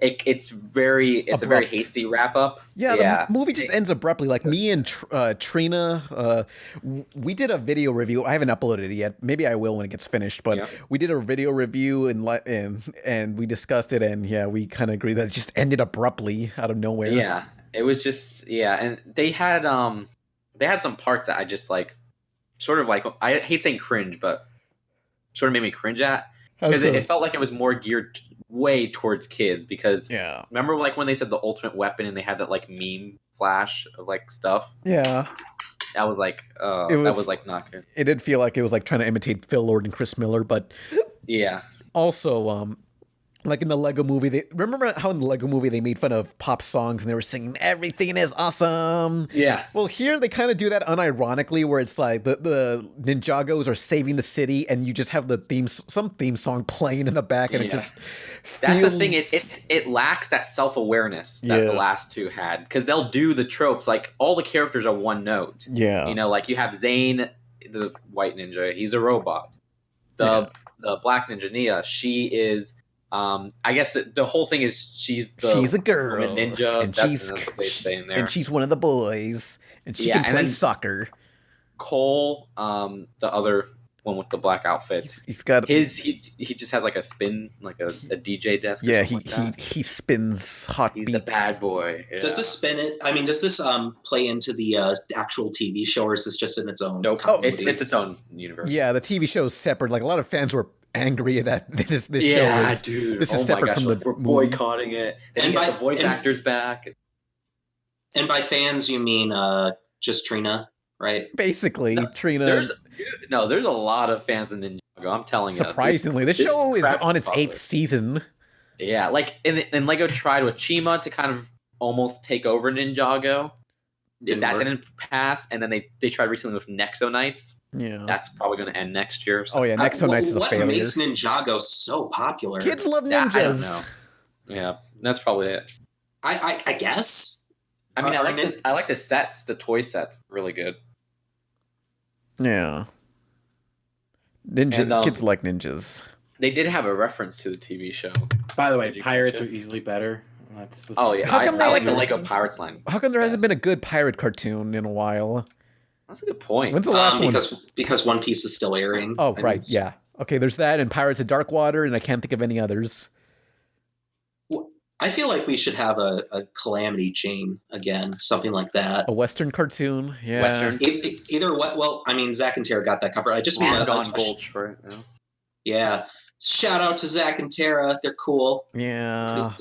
They're pretty slick. But I was going to say, there was a reference to the TV show where they played the theme song. TV show. Yeah, with the phone. Yeah. But so I was like, okay, that's kind of funny that they referenced. Also, another thing that was a step back for this movie is like at the end, there's kind of one of those cliche Hollywood kids cartoon messages, and it's like, Kung Fu Panda already did this unironically too, and it's like the Lego movie should have done something different than this, you know? Well, like Lego movie, I thought. Well, what was the message of Lego movie? Was just like, I don't know, Legos for everybody. Well, it was the idea of the Lego movie was like the typical chosen one story, and it turns out everyone. Well, yeah, that was all. Like, everyone can do anything. But that was the same with this. I mean, it was like you got to find your inner peace. Everybody could be special inside. I don't know. Okay, so the original Lego movie is hilarious in like how like it doesn't work for the brand because it's very Lego, anti-business. Yeah, it's not even just that, but like Lego is so not about creativity anymore. Because it's all by the instructions. Yeah. It's just buy the sets and then do what you're told. IPs. Yeah. Yeah, no one buys the big box. Or the big tub that comes with a bunch of stuff where you get to do whatever the fuck. Wait, there's a tub of Lego stuff that comes in just random garbage? Yeah, no. I used to go to a Lego store though, and they just had like you could pick up bricks. Just pick up brick. That's what they call it, actually. Oh, I didn't know that. Like just straight up, you could just buy bricks. They still have them. Okay, I legitimately feel really bad for you, Pan, because like you are missing the whole point of Lego. Well, okay, I'm trying to think. Did I ever? Oh, you're talking about elitism and anime and stuff, and then you just pull that. Like, I feel really bad about. And he didn't know. No. What if somebody wants to? Shut up, Nolan. What if somebody wants to follow the instructions? Guess what? Yelling louder doesn't make you more right. Now shut up for a second. Some people like to walk in the rain without an umbrella. That's what it means to be free. Okay, my point is, Roger Smith, is that Pan 1996. didn't even know that they sold the tubs, which is how Lego was originally done. This isn't about elitism. It's just like he wasn't aware that the original product existed. Mm-hmm. That's how far away Lego has gotten. They still sell the tubs. They're much smaller releases though, and they're called like Lego Classic. Yeah, I vaguely remember having like the old like a bucket of random Legos. Now I remember.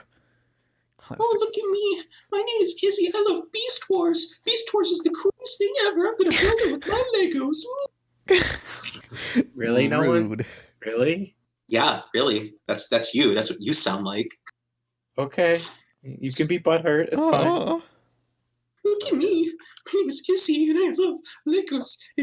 But yeah, Lego the movie. Okay, the Billion Brick Race that's going out. Oh yeah, like this movie underperformed, and they say also Lego Batman underperformed. So I'm like, Lego Batman that was sad because I thought that was a success. That was good. It didn't perform to the level of Lego Movie. No. And it's like this one is really like I think Ninjago pulled in like 21 million opening weekend, which is kind of weak because I think Lego Batman did 60 or 50. Yeah, it's like everyone knows Batman. Nobody knows what Ninjago is unless you're like a kid. Yeah, so I'm kind of worried for the future of the Lego movies. I mean, the next one's the Lego movie sequel. Yeah. Honestly, what I think they should have done. Is that coming out next year? No, that's the thing. It's coming out 2019. What the heck? What's coming up next? So, I feel like it's I feel like it's just been kind of that's the problem is that they keep reshuffling that sequel and they keep like switching out who's going to write it, who's going to direct it, and whatever. Yeah, I mean, I heard Phil Lord and Chris Miller are doing a rewrite right now, so that's kind of good. But Mike Mitchell's still directing, which who's Mike Mitchell? What has he done? He did Deuce Bigalow, Male Gigolo. Oh yeah, Shrek classic. 4. Whoa. What else? Alvin and Chipmunks, Chipwrecked, I think, or either Road Trip. I don't know. But then he did some good ones, like he did Sky High. You know the trailers are gonna say from the director of Shrek 4. Yeah, Shrek. Oh my gosh, I hope they don't do that. It's like I hate it when they say from the producer of, like that has barely anything from like, the studio that brought you. Oh yeah. That's desperate, like the studio. That's the like studio. A lot of people work in this studio. Be specific. From the guy that delivered coffee to the director of the other movie. No, I saw. Yeah. Oh wait, I saw something. It was like from the people who watched Shrek. Like what? What's the name? That was a bootleg movie that came out. That was okay. There you go. Yeah. I was like, well, what? But either way, what I think they should have done was because I heard all this stuff where it could have been. The deadline, Warner and Lego want to stick to the September 2017 deadline, but they had like rewrites in February of this year. Mm-hmm. So I think they should have just delayed it till February 2018. And then it's like every year in February we get a Lego. Yeah. February 2014 was Lego. Because this movie felt rushed out. Yeah. So if they did that, then there wouldn't be that much of a gap between Lego and this movie. Like what I think was missing from this Lego Ninjago movie is like the mother needed more development for the story to hit better. Yeah. I mean, I think everybody needed more besides Garmadon and Void. I mean, I think the problem is that it's like Big Hero 6 where it's a show, I mean, a movie about a team, but they only focus on 2 characters, and it's like we didn't really need the team. I didn't really like Big Hero 6 that much, honestly. Nah. I was just glad that Disney did an action-y movie for once. Yeah, but it's fair. I like their movie. Well-made movies, but I just wish they did something different. Yeah, well, I mean, they try doing like live action movies, and they don't go over so well. Like nobody saw Prince of Persia. I mean animation wise. Yeah, but I feel like Big Hero 6 will work better as a TV show when it comes out. I think I have like personal vengeance against Big Hero 6 because that year it won Best Animated Picture and Lego Movie wasn't even nominated. Aww. Well, that's not Big Hero 6's fault. That's just the Academy. They're like, sometimes didn't they do that like survey or something? And they found out that like a lot of them just base what their kids watched or something. Oh. No, it's just they just picked Disney because they're like, oh, they make good stuff. I'll vote for them instead of actually doing the research. Yeah. It's also whatever's popular because they don't actually watch the movies. No. Yeah, it's that really like ticked me off. Lego. Yeah, well, Lego Movie, it was such a good. Yeah. Well, a lot of the animation thing is like it's such like a secondary thing. Like that the older guys that do those awards don't even give a crap about animation. That's why it's a secondary award. I remember Lou Toon saying like, the reason why Lego wasn't nominated is because like the humor feels more younger and faster paced, and like old people are like, what is this? What's going on? Yeah, but what I like is Lego Movie. It has that deep layer. Like if you take a closer look at it, and a lot of them unfortunately didn't even see the movie because they're like, oh look, what's going on? I can't watch this, for kids. Yeah, and that's just really sad. Yeah, but Ninjago was kind of a step back. But if this was a financial failure, I don't think we're gonna get like these billionaire.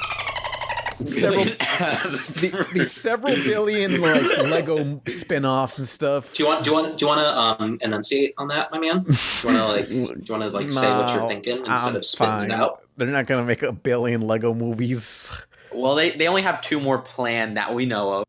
Billion Lego Brick Race and Billion Brick, which, I mean, Lego Movie 2, I like the I mean, people are mad that it's a musical. What? Yeah, it's going to be a musical. That's what they said. I don't know. I don't know if this rewrite's going to not make it a musical. Okay, I'm up for this. So at least they're trying something new. Yeah, and they're dropping, because all these other Lego movies are about like father issues. This one's going to be about like gender roles, stuff like that. So that could be. Yeah, it was going to be about like the boys playing with girls' toys. Yeah, that's basically that type of idea. So we'll see, because apparently like Batman gets captured by the little sister. Yeah, of the kid. The end of the first Lego movie, like the girl toys come in and then they do this stuff. And then in first the son is now the villain instead of the dad because the son's like, you have to play it this way. Girls can't play it like this or something. Ooh, that could be. Yeah, that could be an interesting concept for a Lego movie. Yeah, because it feels like the Ninjago movie was kind of recycling things from the previous film, so this should change it up. The only problem is I would have loved to see that BoJack Horseman writer take a crack at it. That would have been super interesting. Oh, yeah, they had some great people signed on, and it was just like, oh yeah, the things are going to change. Yeah, was it Warner Bros. Micromanaging the whole thing? Is that the problem? I think it was honestly, I think it was a time constraint thing, because I think they want to get it out by 2019, and like some of the other people, like the BoJack writer, he probably has to write some other stuff, and they just want to get somebody in fast, which is why they got Mike Mitchell. But now with these new rewrites, I think when they got Phil Lord and Chris Miller back to write it, like a few weeks ago, I think that was probably like a reaction from seeing Lego Ninjago. Like when the executives saw that, they're like, "Oh, this is probably not going to hit as well." And you could tell that Warner Bros. Didn't have much faith in Lego Ninjago because they didn't put too much advertisements out, from what I've seen. So yeah, because every time I went to a theater, they played the same trailer over and over. For a year. Like they only had one trailer. At least from my theater experience. They had another trailer, but the second trailer is really spoilery. Oh yeah, the good thing I didn't see that one. Yeah. That they did that for Spider-Man: Homecoming too, and that made me mad because they spoiled basically the whole plot of the movie. I mean, whenever a trailer comes up, I always I only see it once and close my eyes the next times they play. Oh wow, yeah. I mean, it's just there's trailers nowadays. I don't know. I think they show too much sometimes. Yeah. I think it's because they lack such faith in their audience. Yeah, exactly. But you know what is cool is the Lego Ninjago movie trailer, the first one at least, or no, actually both of them had jokes that weren't in the movie, which I don't mind because I don't like when they spoil jokes in the trailer. So they had jokes made just for the trailer, and I thought that was kind of cool. Or is it jokes just made for the trailer, or just jokes that got cut? That's another thing, though. Yeah. Izzy, you might be right, because they have all this. I heard that there was an interview or something on, like, I don't know, one of the late night people with the guy who plays Jay. I can never pronounce his name. But He said that there was a lot of dirtier jokes that they had to cut out or something like that. Oh no. So yeah. Lego Well, movie. you would actually be really shocked about how much gets cut out of movies. Yeah. Exactly. You could actually see some stuff that was cut from Lego Ninjago, not only in the trailers, but they released a blooper reel, like kind of like an in-universe blooper reel, like they did with Toy Story. Mm-hmm. And they have all these different lines, and it's like I think these were cut jokes. I'm not sure. Oh yeah, Max Landis also did like he talks about like script writing and stuff, and a Red Letter Media video, like some other video he did on YouTube. He just basically said how your script, like when you submit it and like the studio like gets its hands on it and like changes it, hands it off to other writers and stuff, usually what you wrote, not like most of it will not be yours by the end of the production. Yeah, it's sad. Unless you're doing maybe like an independent film. Oh yeah, definitely an independent where you have minimal studio involvement. It's like, and you see this with like Star Wars, because like recently Star Wars, the Kathleen Kennedy fired the Lego movie directors who were directing the Han Solo movie. And apparently it was because they were doing too much riffing and deviating and making their own vision. And then, you know, Kathleen Kennedy, the one who runs Lucasfilm, she had one vision for the movie, but she's not even like the filmmaker. But yeah, to the point where it's like, why would you filmmaker exactly who has a distinct vision and has like they're just a name at this point? Like with Marvel and Star Wars, it seems like the directors are just a name, and then the rest is really just a vision of like the higher ups. Yeah, which is a shame because I feel like people would be more interested to see all these Star Wars stuff. All these movies, if they had different visions behind them. Exactly. You know, like people complain like The Force Awakens, which like Episode 4. You know, that was probably because they played it safe. We want to see something new, and yet, like, I was so pissed when they got rid of Phil Lord and Chris Miller because I love the Lego movie, obviously, and 21 Jump Street's great, Clone High. I feel like playing it safe wasn't the problem. Was they played it too safe? I mean, like the Phil Lord and Chris Miller, they didn't play it safe. They were trying to do their own thing.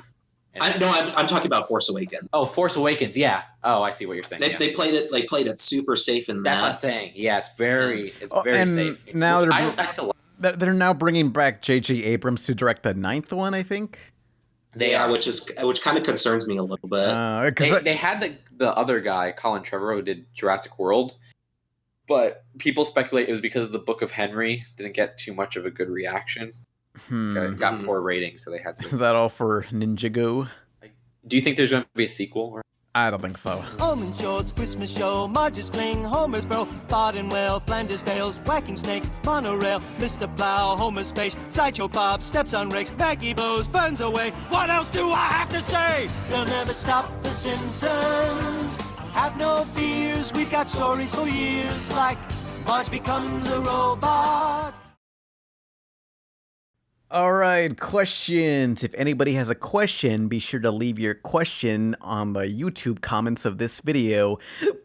And start out with the word question so it's easier to find. Or you can join us in the stream chat. On the Twitch stream, links in the description below. Yes. Yep. All right, but our first question from YouTube is Super Mario Gamer says, question, what shows do you think is going to end first? Family Guy, SpongeBob, or The Simpsons? Ooh, that's a tough one. I always just kind of pictured them going on forever. Yeah. Or like even if they do die, they'll get rebooted because that's always. I'm hoping for The Simpsons to go on forever, but I think Family Guy will end first because like it seems like Seth MacFarlane is slowly losing it. Well, I think he's always been he never wanted to continue Family Guy for too long, and I feel like at this point his creative involvement in it is very, very minimum. I remember, I don't know, there's several times where Seth MacFarlane brings up the topic in his shows about creative control. Like, in his Phineas and Ferb episode, he showed up as a guest, and he was talking about how terrible creative control was as his character. So it's like, it seems like a very blatant way of saying, yeah, I hate this. They're forcing me to make this show terrible. I don't control Family Guy. Help me.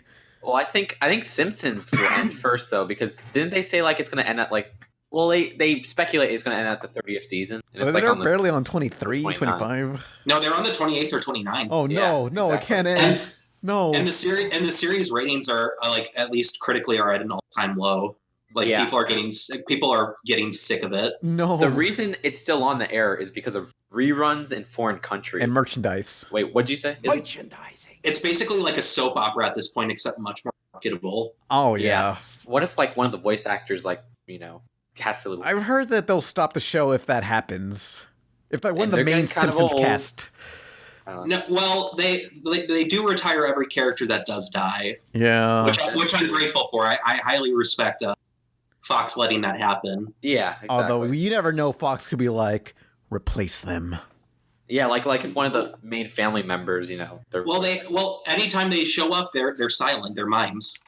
Yeah. So, and they're still canonically dead. Okay, I just remembered Mrs. Krabappel's voice actor quit from the show, and then she died shortly after. Oh, I didn't think she quit. She just... No, she straight up died. She died. Well, she quit they wrote her off the show, and then she died soon after. Who's Bart's teacher now? Probably somebody not very funny. Yeah. I think they just do a substitute teacher guest star. Maybe. I'm not sure what they replaced them with, but I had this idea that we'd be living in a dystopian future where the Simpsons never ended.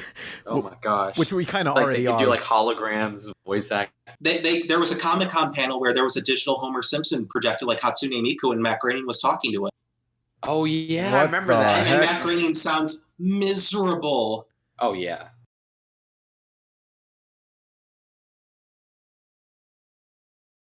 So great that they finally moved Comic-Con to the 3 million square foot convention center in Las Vegas.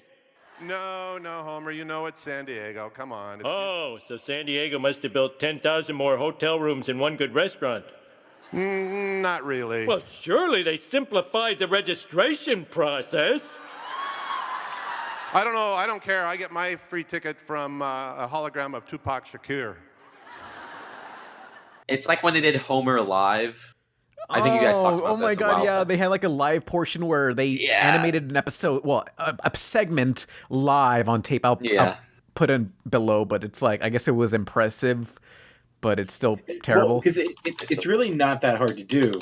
They just had like a set of a bunch of stock animations. Yeah. And you have, there's one Adobe program that literally can like swap out mouthpieces. It records your face live. Oh yeah. And swaps out. It does it, but it's very like bare bones and super basic and looks really awful because it's live animation. Yes, CR did a video on this. Yeah. Yes, that was it. Yes. I still find it impressive though because it's a technology in its infancy and it can only go up from here. Right. The only thing about it is like after it's no longer live and you watch like a archive of it, it's super boring and unimpressive because it looks like crappy animation. Yeah. But the novelty's there. Yeah. Well, I mean, with the internet, the knowledge that it was live will always be there. Mm-hmm. Plus, I think it would be awesome to see like an improvised Simpsons episode.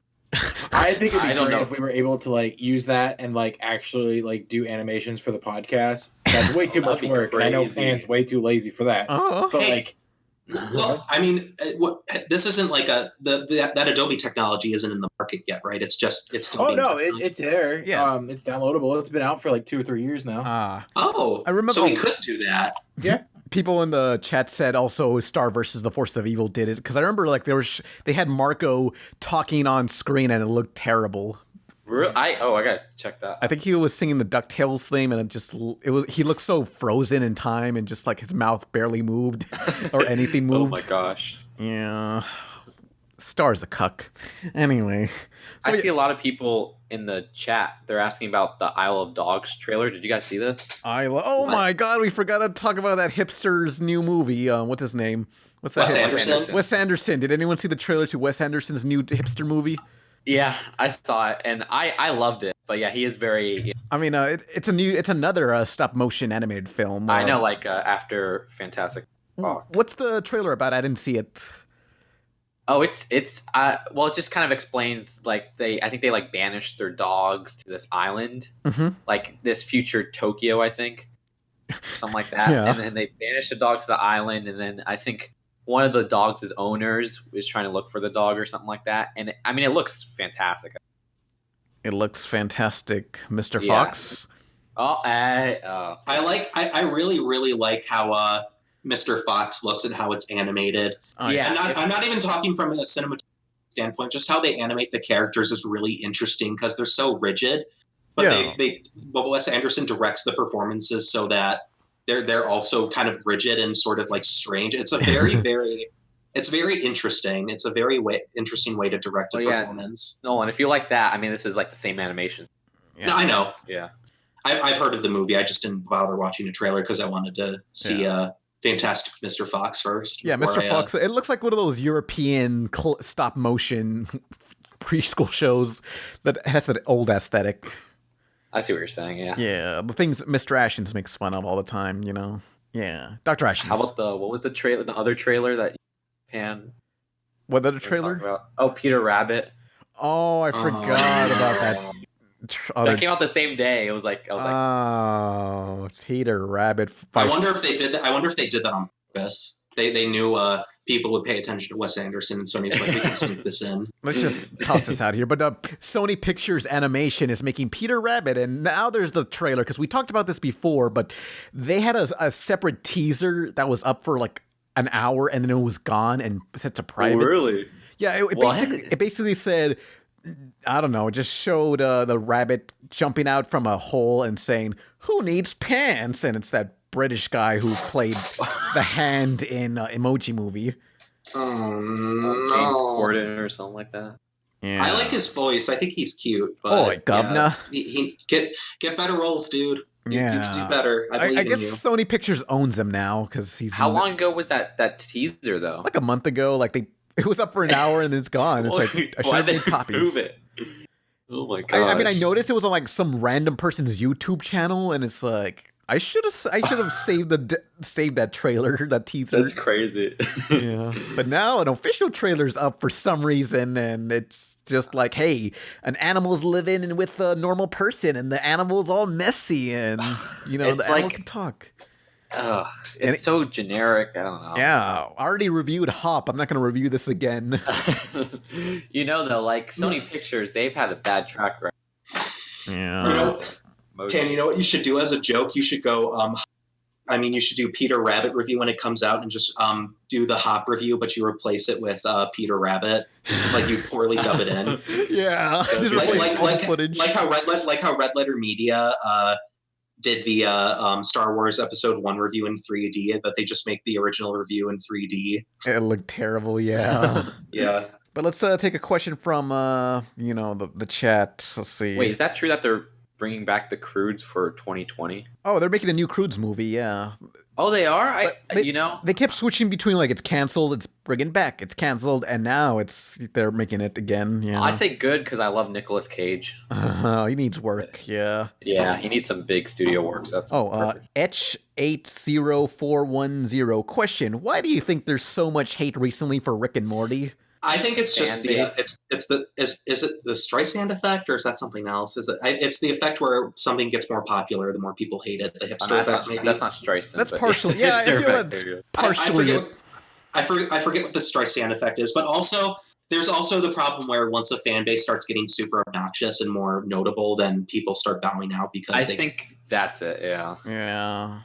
Fan base has been really annoying. I mean, I was like, if you were watching Adult Swim like a few weeks ago, like there was nothing but promotion for Rick and Morty every freaking commercial break. Like they would play the song Bonkers, which is like, hey, that was in Kingsman. How dare you take a song from Kingsman, Rick and Morty? But it's just like every commercial break, Rick and Morty, and it was just like, okay, I had enough of this. It is their most popular show though, right? Yeah, it's their new Aqua Teen, yeah. Because, the problem with Adult Swim is, like, they have, like, Bob's Burgers, Family Guy, and stuff, and it's like, those are popular, but that's not Adult Swim. Fox is making that money, so it's like, they needed a hit of their own, and Aqua Teen ended.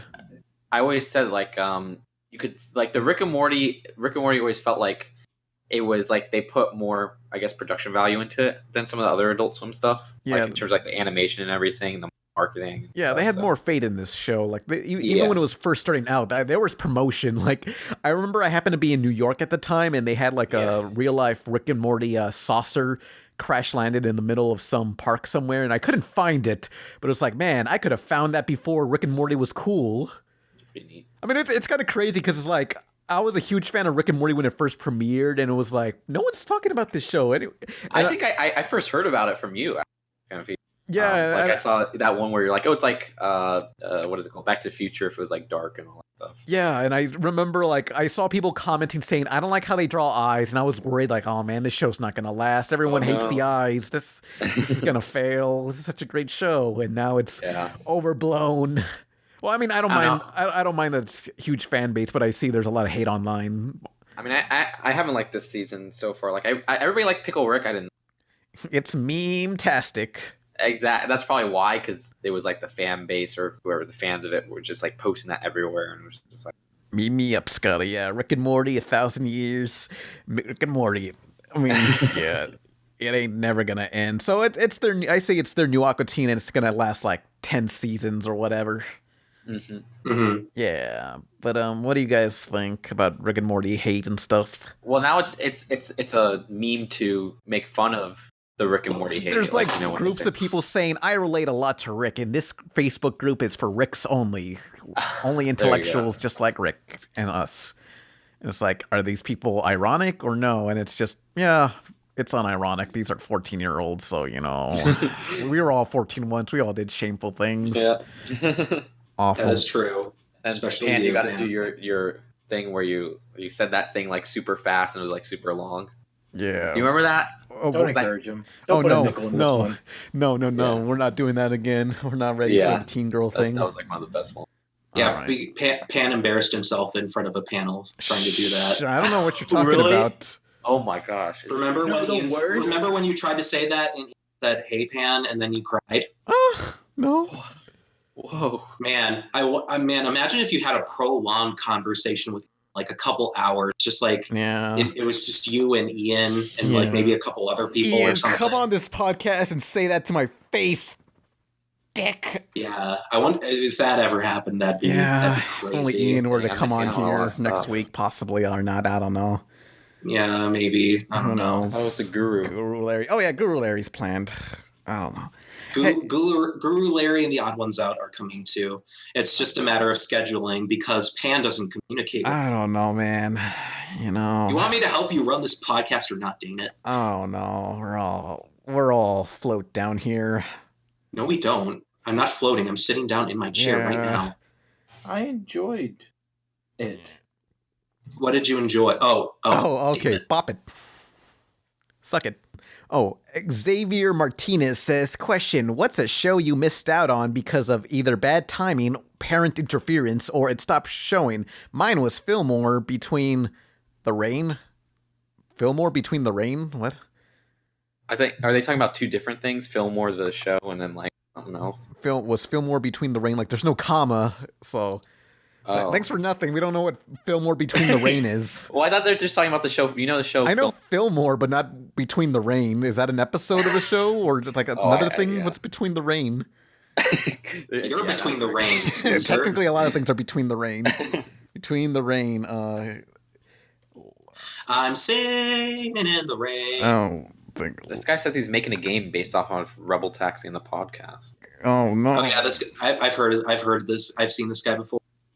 If you wanna, you can ask us on our Tumblrs or Twitters, or I'll help. I guess. Yeah, no one will help. I'm lazy. You know. Yeah, Pan, just message me privately. I don't want to go into that on the podcast, you dingus. Yeah, or just put my Loki IRL characters in there. They ain't doing nothing. Nobody likes those. Oh, what about me? Yeah, no, especially not you. Least favorite, like negative top 10. Stephanie's not the worst character I've made. I'm sure I've made worse. No, they're definitely not. But I can name a ton of other people who are less tolerable than Stephanie. So. Like who? Let's see. I don't like Katrina. I don't like that's Milky. That's my girlfriend. No. Well, she's not my girlfriend. I just follow her, and then I find her Facebook photos, and then I save them, and I put them in a folder. And then I walk. Settle down there. Anyway, so okay, so what was the question? Was like, what shows were you unable to watch because of parental interference, or just like you always missed the episode? Like for me, it was for me, it was always Futurama back when it was on Fox. I was like, oh man, I gotta watch this other show called Futurama, and we always happened to be out of the house, and I kept missing it. And this was pre-DVD era, so it was like there was you either watch it there or nowhere. When were DVDs a thing? Well, like 2001, but like I don't think there was like Futurama season 1 yet, you know. I guess. I know for me it was like when I was really young. What? Because it was too inappropriate, my mom would say. Oh yeah, me too. The Simpsons was too inappropriate. Yeah, but then But then they let you watch South Park or Family Guy because they didn't know any better. I wish. No, they knew. It was when I was pretty young. Like I was very sheltered away from adult stuff. I was too, and that didn't do anything. Just I think it for me becoming a degenerate. It really hurt more than it helped. Yeah. Shame. I think it just depends on how you like teach kids how to internalize all that. Yeah. Because if you just like say, "Oh, it's bad," and then a kid watches it and they don't quite understand why it's bad, they'll just be more inclined to believe it's all right. Yeah, and they'll grow up and then watch Rick and Morty and think they're hyper intelligent for watching it, and then. Well, I was one of those where like my mom was, even though I love my mom, but she was always like, violent stuff. Oh, that's okay, but when they show a no part, oh, you can't see that. Oh no.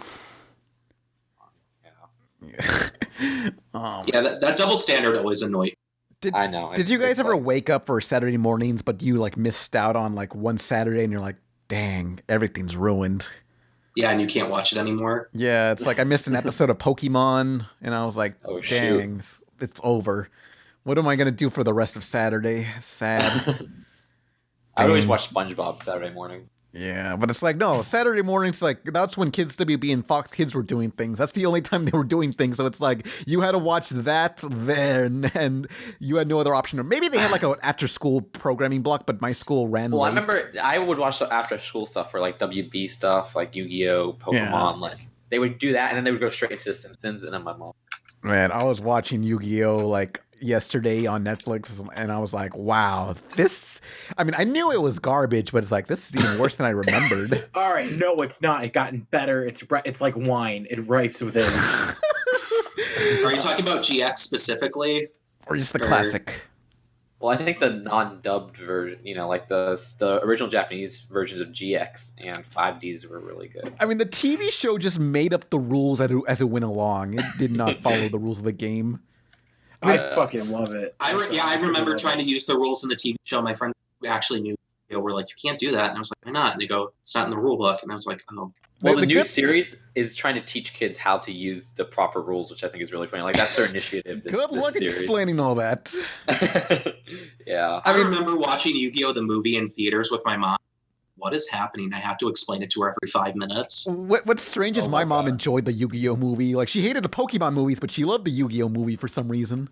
Which is weird because Yu-Gi-Oh! Is arguably more satanic looking than Pokemon is. Oh. Sure, but like everything in the Yu-Gi-Oh! Universe is solved by card games. It's amazing. Yeah, there's no violence. It's just cards. Yeah. Yeah. If you don't take it seriously, it's hilarious. Yeah. Oh, yeah, no, definitely. I'm not saying that's not the case. It's just that Yu-Gi-Oh! Has a lot more demonic symbolism, and they use actual demons and shit, which I feel like parents would be much more up in arms about, but I don't remember parents getting all upset about Yu-Gi-Oh! Just Pokemon. Yeah, just bringing your cards to school was the main issue, and that was it. Teachers would get upset at Yu-Gi-Oh! Because they're like I remember one teacher like took this kid's Yu-Gi-Oh! cards and just like crumbled, like not even crumble them, but like just gather them all together really hastily so you know some were damaged. Oh no.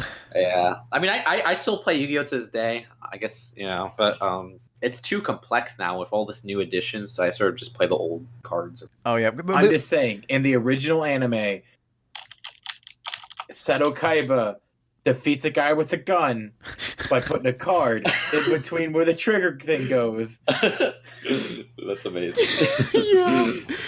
Oh, but like I was watching the first episode again, and like in the first episode, they just have this random card that does not exist. It basically triples the attack power of your Yu-Gi-Oh card, and it's like, that is so overpowered. That is no way that's a real card. That is, or if it was, it would be banned. Kaiba has money, man. He could buy anything he wants. Yeah.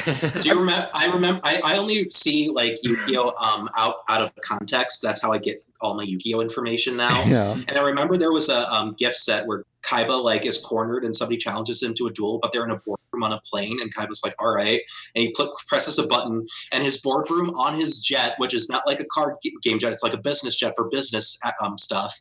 It turns into a dueling arena. Oh my gosh. Kaiba was that petty. Kaiba was that straight. Look, this is all he's got, okay? You know, this is all he's got. But did you guys ever want that dueling thing? It went on your wrist. The dual disc, I think? Yeah, dual disc. Yeah, did you guys ever have that? I wanted the dual disc. It was crappy as heck because you would have to slide your cards in the corners and it would bend your cards. So yeah, I mean, it was so bad. It was cool to have something from the show, but it's like, I mean, I thought it was like, hey, maybe you can play this standing up. Maybe? No. It was, if you did, your cards would be super damaged, which is bad for you because you can't trade them. Oh man! Oh, I was an idiot, and I traded like a Dark Magician Girl, a Japanese one, for some crappy cards. Like, why did I do that? But now that I don't care about Yu-Gi-Oh, it's like, do I care? Yeah. I mean, I could have had that card. Still, I remember my dad bought me the Egyptian God cards, although I'm 100% sure they were bootlegs. Yeah, I mean, did they have the tinfoil thing? There were so many bootlegs of those. Like they had the back logo, but there was no. Then it was just color, like in the God card. Well, actually, those if actually the God cards, the original versions they didn't have the back logo. They just had what you described, where it was the color. So it could have been real. Yeah, well, it was like the swirling logo thing. Yeah, the swirly, and if it's related to its color, so I think like Cypher was red.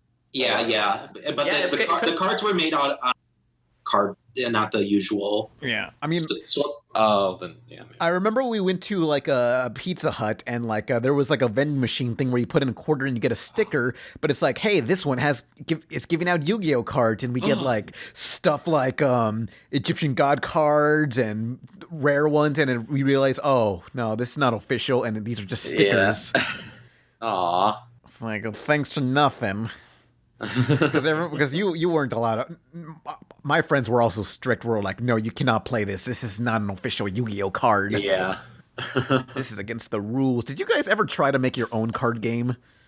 Oh yes, sir. Yes, I did. Oh man. Yes. All my friends at Freeze Lake School back in Hartford, Wisconsin, can attest that I wrote a card game, and we all kept trying to make game-breaking cards, and we tried like actually instead of it being a card game, it was more of a meta game where we would try to make a card that could beat like every single overpowered card we made. So there was like this tiger who could, like, I came up with a game where it's like, if you draw the card, you win the game. And then my friends were like, that's cheating. And I was like, well, that's the game. And yep. But essentially what they did, they kept making cards that would combat that, and I got mad because I wanted to win, so I kept making cards that could beat their cards, and it just became this whole meta game where we kept making up cards. And I think it got to the point where I made this like my friend made like a Tiger Tank Cthulhu monster who like could just win no matter what. it was honest. I think I have a few laying around, but that's awesome. Man, do you remember the rules exactly? Like, it was just Yu-Gi-Oh. It was just straight up Yu-Gi-Oh. I don't know. I was always thinking about making a card game. Like even today, I'm still thinking about that. But it's like, what would be the rules? But I thought about something like Cards Against Humanity, where anyone could just play, and it's just some sort of word game among people. There's no set rules. Just something like that. Because I was like, there's so many of those though. Yeah, you have Apples to Apples, Cards Against Humanity. I'm pretty sure the Cyanide and Happiness guys made their own version. Oh yeah, I've seen that thing. I remember playing my card game with my grandpa, and I won. And then he played me in Madden 06 for the Xbox 360, and he won. But to be fair, he was a Packer player, so get owned, kid. Yeah, I mean, the fact that he had arthritis didn't stop him from hitting me in the butt. Dang. I want to believe that arthritis is like, you can't help but make the Arthur fist. What? Oh, I get what you're saying. Yeah. Yeah. I think my grandpa's middle name was Arthur too, so arthritis. Oh, there you go. Okay, someone asked why hasn't there been a cartoon since SpongeBob to be a cultural phenomenon? Adventure Time? Yeah, Adventure Time. I think Adventure Time has influenced a lot. Like Not to the extent of SpongeBob, but like it's been mentioned, but I don't think like in like more popular media. But I don't think it's influenced popular media like The Simpsons or SpongeBob has. I mean, how about My Little Pony? Didn't that make a whole subculture? Yeah, itself? That developed a subculture for sure. But when we're talking SpongeBob and The Simpsons, that's a big deal. Yeah, that's what I'm saying. Like, I don't even think Adventure Time level, even though it's super popular. Honestly, I don't think any show has matched the influence The Simpsons has, because I think just Simpsons, like, there are shows where, like, oh, it changed the drama. I mean, it changed, like, the genre it was in. It really did. The Simpsons straight up changed television forever. Like, completely. But I think we're getting to a point where that'll happen again, because with movies and TV shows and the way the businesses are all structured, it's not sustainable anymore. Well, actually, wait. Well, Game of Thrones. I always see these shows that try to be like Game of Thrones. And everybody watches Game of Thrones. Maybe not to the level of Simpsons or SpongeBob, but I think that has changed a lot of television at the moment. I don't know. I guess I feel like, but again, I feel like that's more a. I feel like that's more of a. God, I'm trying to think of the words. And that's more of a fantasy archetype, because like Game of Thrones is basically inspired by Berserk. I'd be willing to say. I mean, I'm not sure if that. I'm sure it was directly, but if you go down, was that an anime or? Yeah, Berserk was an anime, and if you go down the line, I'm pretty sure. Like, I mean, Lord of the Rings came first, and that as the big fantasy sequential fantasy genre. And then as you go down the line, we got things like Harry Potter, and Berserk was in the 80s. I think the early 80s or late 70s. Mm-hmm. I know it was early 80s, but yeah, those were the big touchstones for sure. I mean, I'm talking about like the 6 Degrees type of inspiration, you know. I think you guys know what that means, right? I guess, yeah. Like, somewhere in there's some DNA. Or explain it.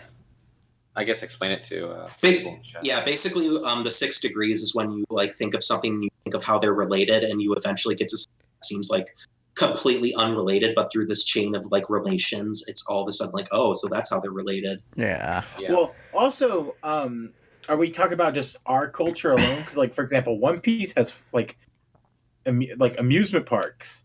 Like, One Piece over in Japan's like probably like way bigger than SpongeBob is here. That's true. Yeah, One Piece is I dare say One Piece has become not like a lifestyle like The Simpsons did. Over in like what for Simpsons did for like comedy and television, One Piece did for manga and anime, I think. Yeah, I mean it's a best-selling manga, I think. It's the third best-selling like comic or sequential art piece of all time. Yeah, that's crazy.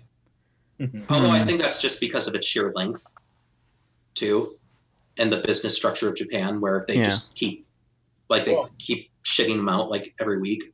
Well, One Piece's sales are actually dropping like significantly, mostly because like it's so far in that it's really hard for like new people to come in. Yeah.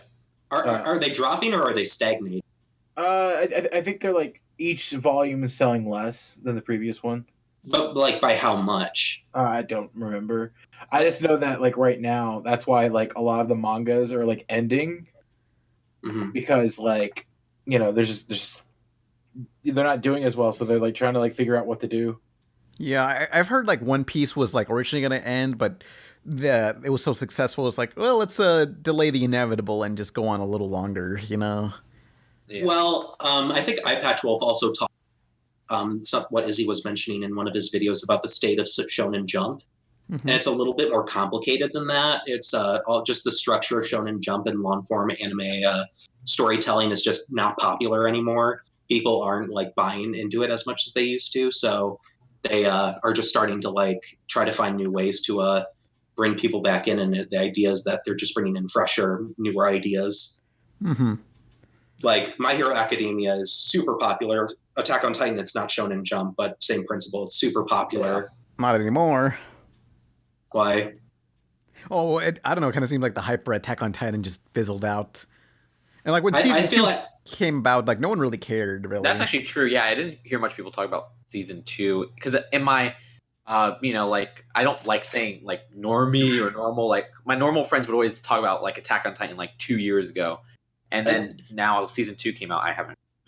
Attack on Titan definitely like pierced the mainstream too, like intensely here.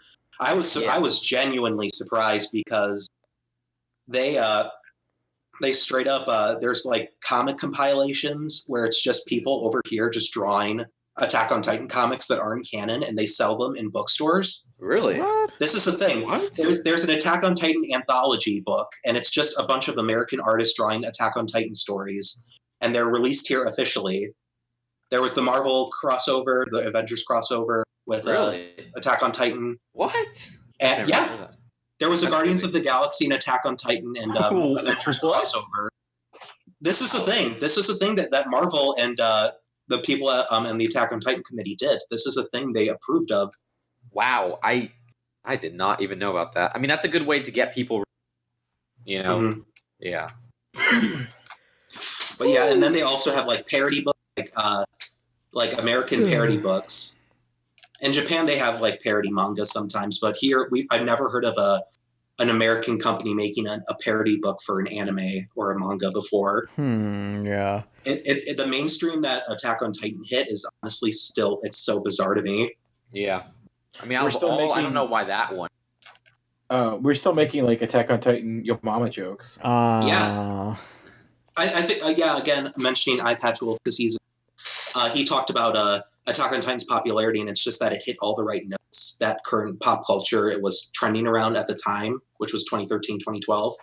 And that the Titans are like a new idea on kaiju and zombies and all that other stuff. And just it was more grounded in human drama, and while there was weird like Japanese, staples, it was more so gritty drama over anything else, and that just like hit people. Plus he also mentioned how like the aesthetics of the show were super easy to replicate for cosplay and all this other stuff. There was just everything that Attack on Titan had going for it. It just worked. It just hit all the right notes of being like super casual yet niche enough to be like a huge phenomenon. According to iPatch Wolf too, he said that the popularity of Attack on Titan before hitting the anime, it was like in the magazine it was in, it was like it sold just as much as the magazine itself did. Yeah, it's crazy to think about. What killed it off? I mean, what fizzled it out? I honestly feel like the delay, the second season. That's my speculation. That's actually good. Yeah, actually, that's probably it because it was like what, 3 years or something. Yeah, well, yeah, but also 3 years is a substantial time for somebody to develop and change. Yeah. So like I remember liking Attack on passively, like I was like, oh, it's okay, it's a good show, whatever. And then the more I watched it, the more I read into it, the more I realized, oh, okay, this is kind of dumb. But is that all for the podcast? You sound like you want it to be. Oh, we recorded for like over 2 hours, I think. Really? Oh God, no! We went crazy. I know, this was a good one. Oh, I said I guess this podcast was just too good. I love it. Thank you. Yeah, the next video is gonna be top 5 cartoon thingies. I don't know, celebrity cartoons never made. And what projects do you have in the pipeline? Just too good. Yeah. What do you got? I have my next top 10. I'm hoping to get out this top 10 worst Lego remakes. These could be sets that are being remade or minifigures that are being remade. But remade Lego sets. It's gonna be a fun one. Yeah, well, like they'll release a Millennium Falcon like 3 years after the last one. Sort of. Yeah. Stuff like that. I have to say though, thank you so much for letting me be on your podcast. Yeah, it was fun. It's awesome meeting my idols. Izzy, Nolan, Pan. Yay! Yeah. Yeah. Thank you all for coming. Thanks, every pony. Bye. Bye. Pulling us out, Emily and Stephanie.